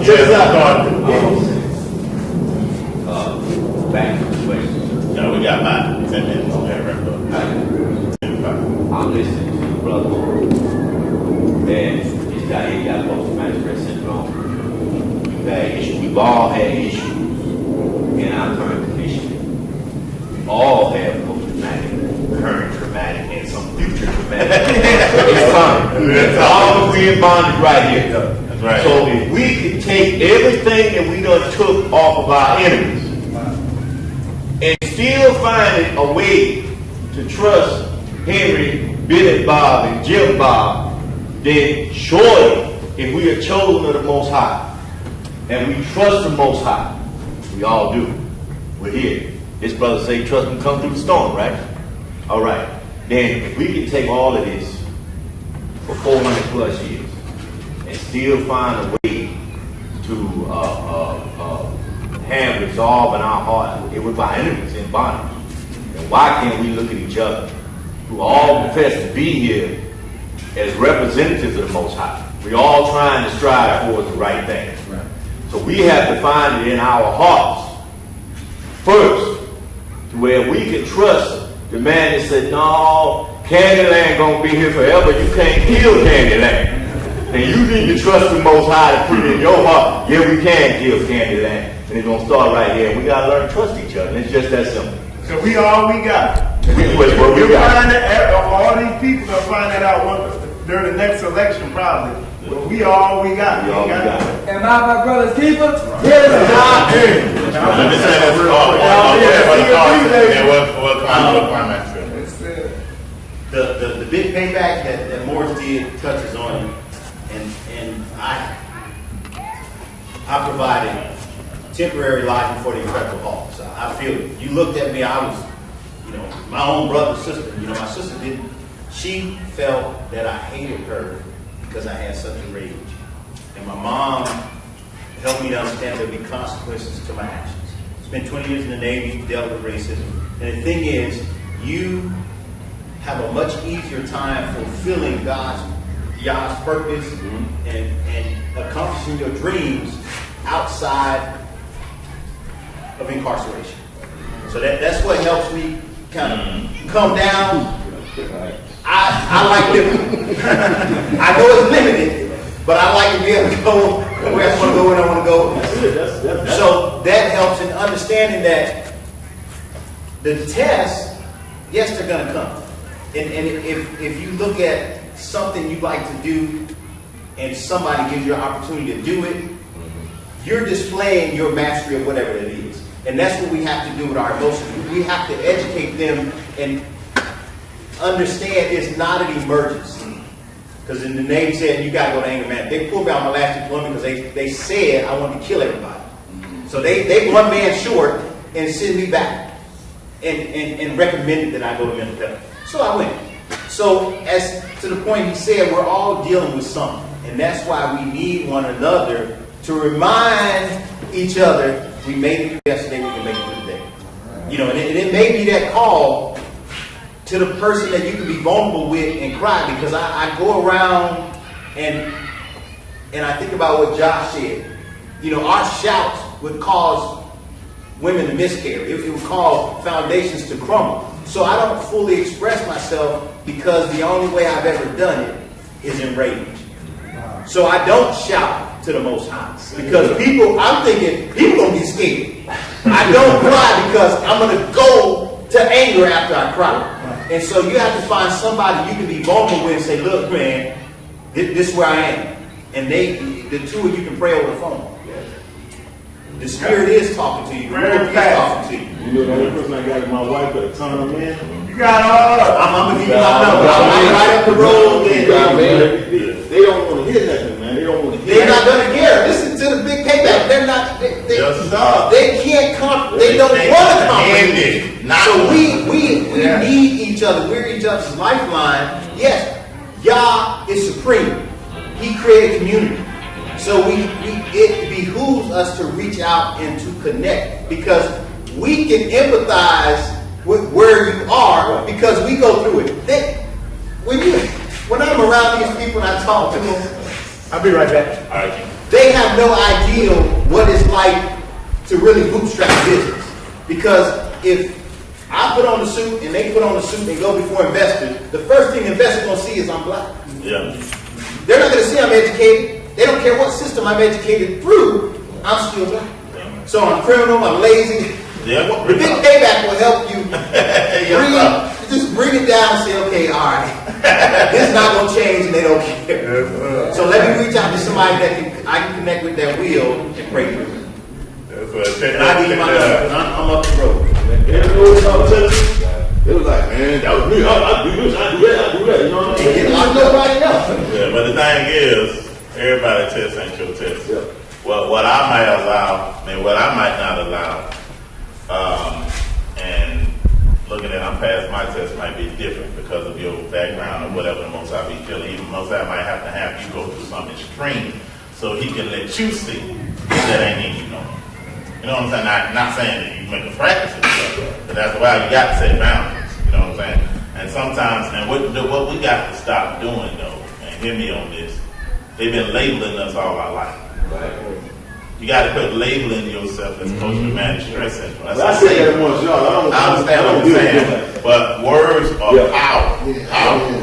And when you give yourself a label, you give yourself the spirit that attached to it. Not saying that I don't see that I got a problem. But if I continuously, not saying you will confess that label, then the forces that's tied to that keeps me in this circle of the same thing happening to me will stay. So that's why it's important to look into the word and call yourself that. You already been practicing, just take the labels off. You know what I'm saying? God told me that too. Exactly, walk in that. So it's important also when you look, and I always say, I look at myself or what I go through as me, but I realize it ain't my me, that I look at as myself as a type of Israel.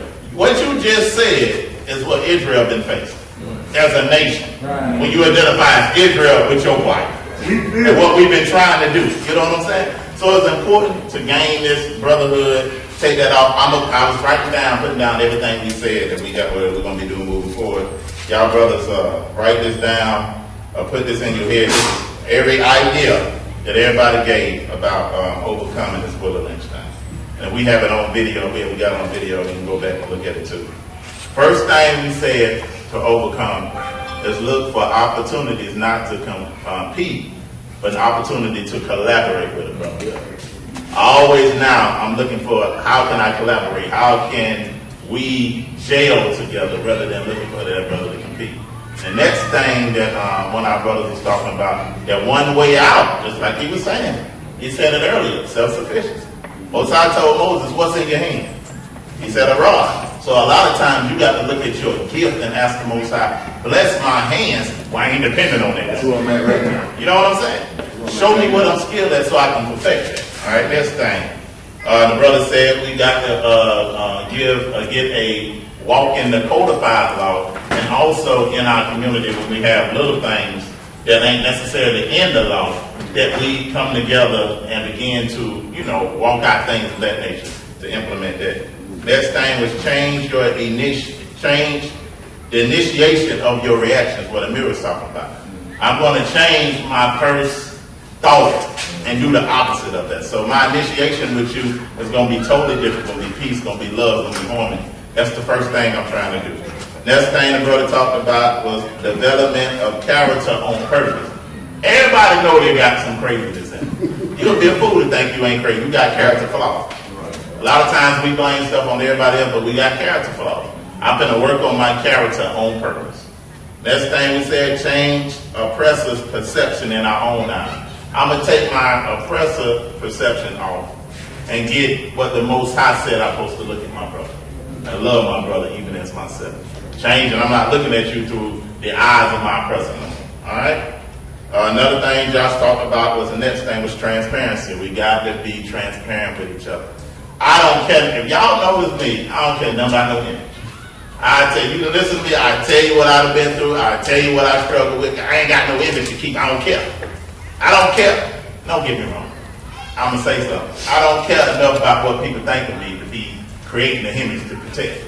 Right. You know what I'm saying? I'm going to live my life, just what I struggle with, and boom, there it is. You know what I'm saying? That's how you overcome.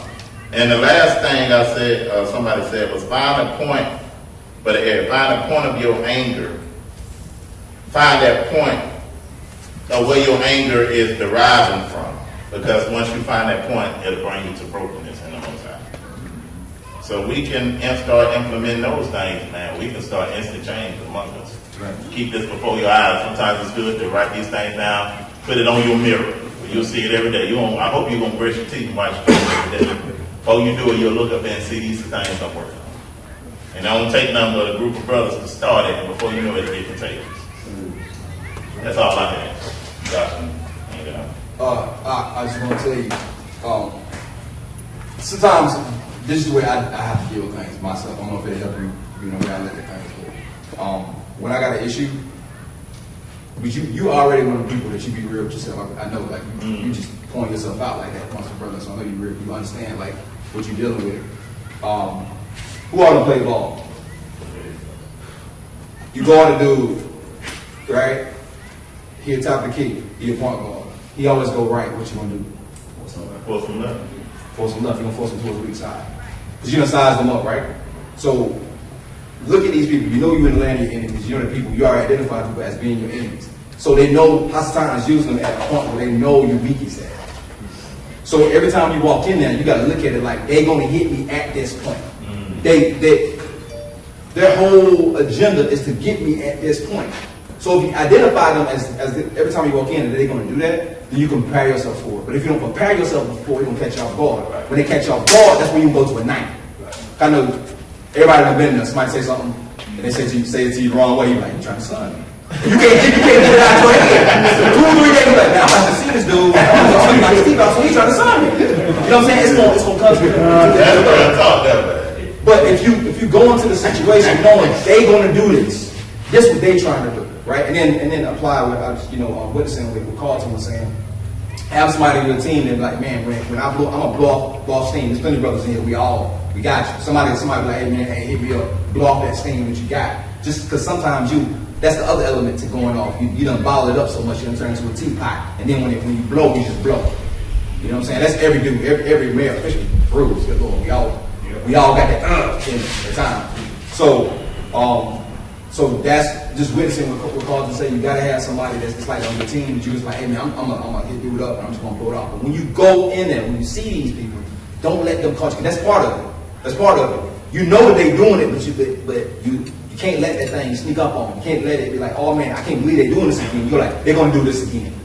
The way they do, I'm gonna prepare myself every time they're gonna do it. That's how I am. And do like they do. Take it to the next level in the sense of, okay, I'm gonna report this. You don't do nothing about it, I'm gonna go over your head. You don't do nothing about it, I'm gonna go over your head. And take that thing all the way to the top level. And I did that last time. He went to grab this one. I said, no, you did the impression. I'm gonna call the supervisor. I called him, but I ain't let him know I had him on the phone. I just had the phone was playing. Everything he was saying was going through the phone. So when the supervisor got there, I say, did you hear me cursing, yelling? Anything like that? He said, no, I heard a lot of yelling and cursing, but it wasn't me. They called the police on me, but to make a long story short, nothing happened to me because he was on the phone doing what he was doing. So that's the way I handle it. I don't think about doing nothing to him, The one I'm touching, I can't simply be there with him. But the talking thing and all that, that's how I handle pen and paper. I don't say nothing. Beating with a pen and paper. That's what they tell you. If she said, you touch him, you're going to get handled with a pen and paper. Yeah. So she said, you got to do the same thing. That's what I think. Right. So the last thing I say on that is, just get closer to God. When we're looking at who we are, right, as a people, think about it. When you read history, you know what the government, we talk about the government at the beginning of this teaching. At the beginning of this session, we all talk about, like, them possible discipline and stuff like that. Us coming together as men to the establishment is a weapon. That's actually a way to weaponize who we are. They created legislation intentionally to keep us divided, so we would come together as a team. So we know that, again, even if we look at the 2 sticks coming together, what will happen 2 sticks coming together? Ephraim won't vex Judah, right? That's the key to our deliverance. It's the key for us moving forward as a nation. So we have to figure out a way to come together as brethren. And not only that, let our children see it. When the children see it, they're going to raise up a whole new generation without those issues, without those barriers that we done put up because of what we've been through. Hallelujah.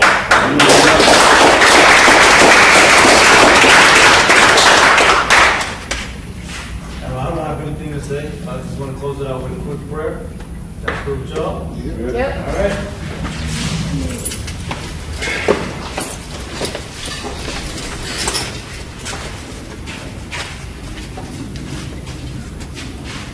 Abba, we come to you in the name of your son, Yahushua HaMashiach, to give you praise, honor, and glory. We thank you for the community and the fellowship that we've just experienced, Father. The ideas and concepts that we're speaking into the atmosphere, Father, I pray that you allow these things to penetrate the minds and hearts of everyone who has heard these things, Father.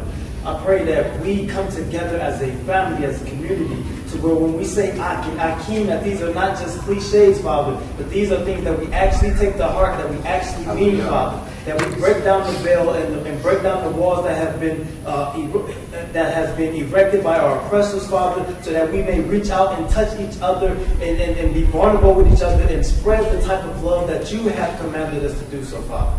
It is in your name that we come together on this commanded feast. It is in your name that we come and we decide to fellowship and have this type of meeting, Father, so that we may get on one accord with each other. We come to you. In the name of your son, Yahushua HaMashiach, we pray.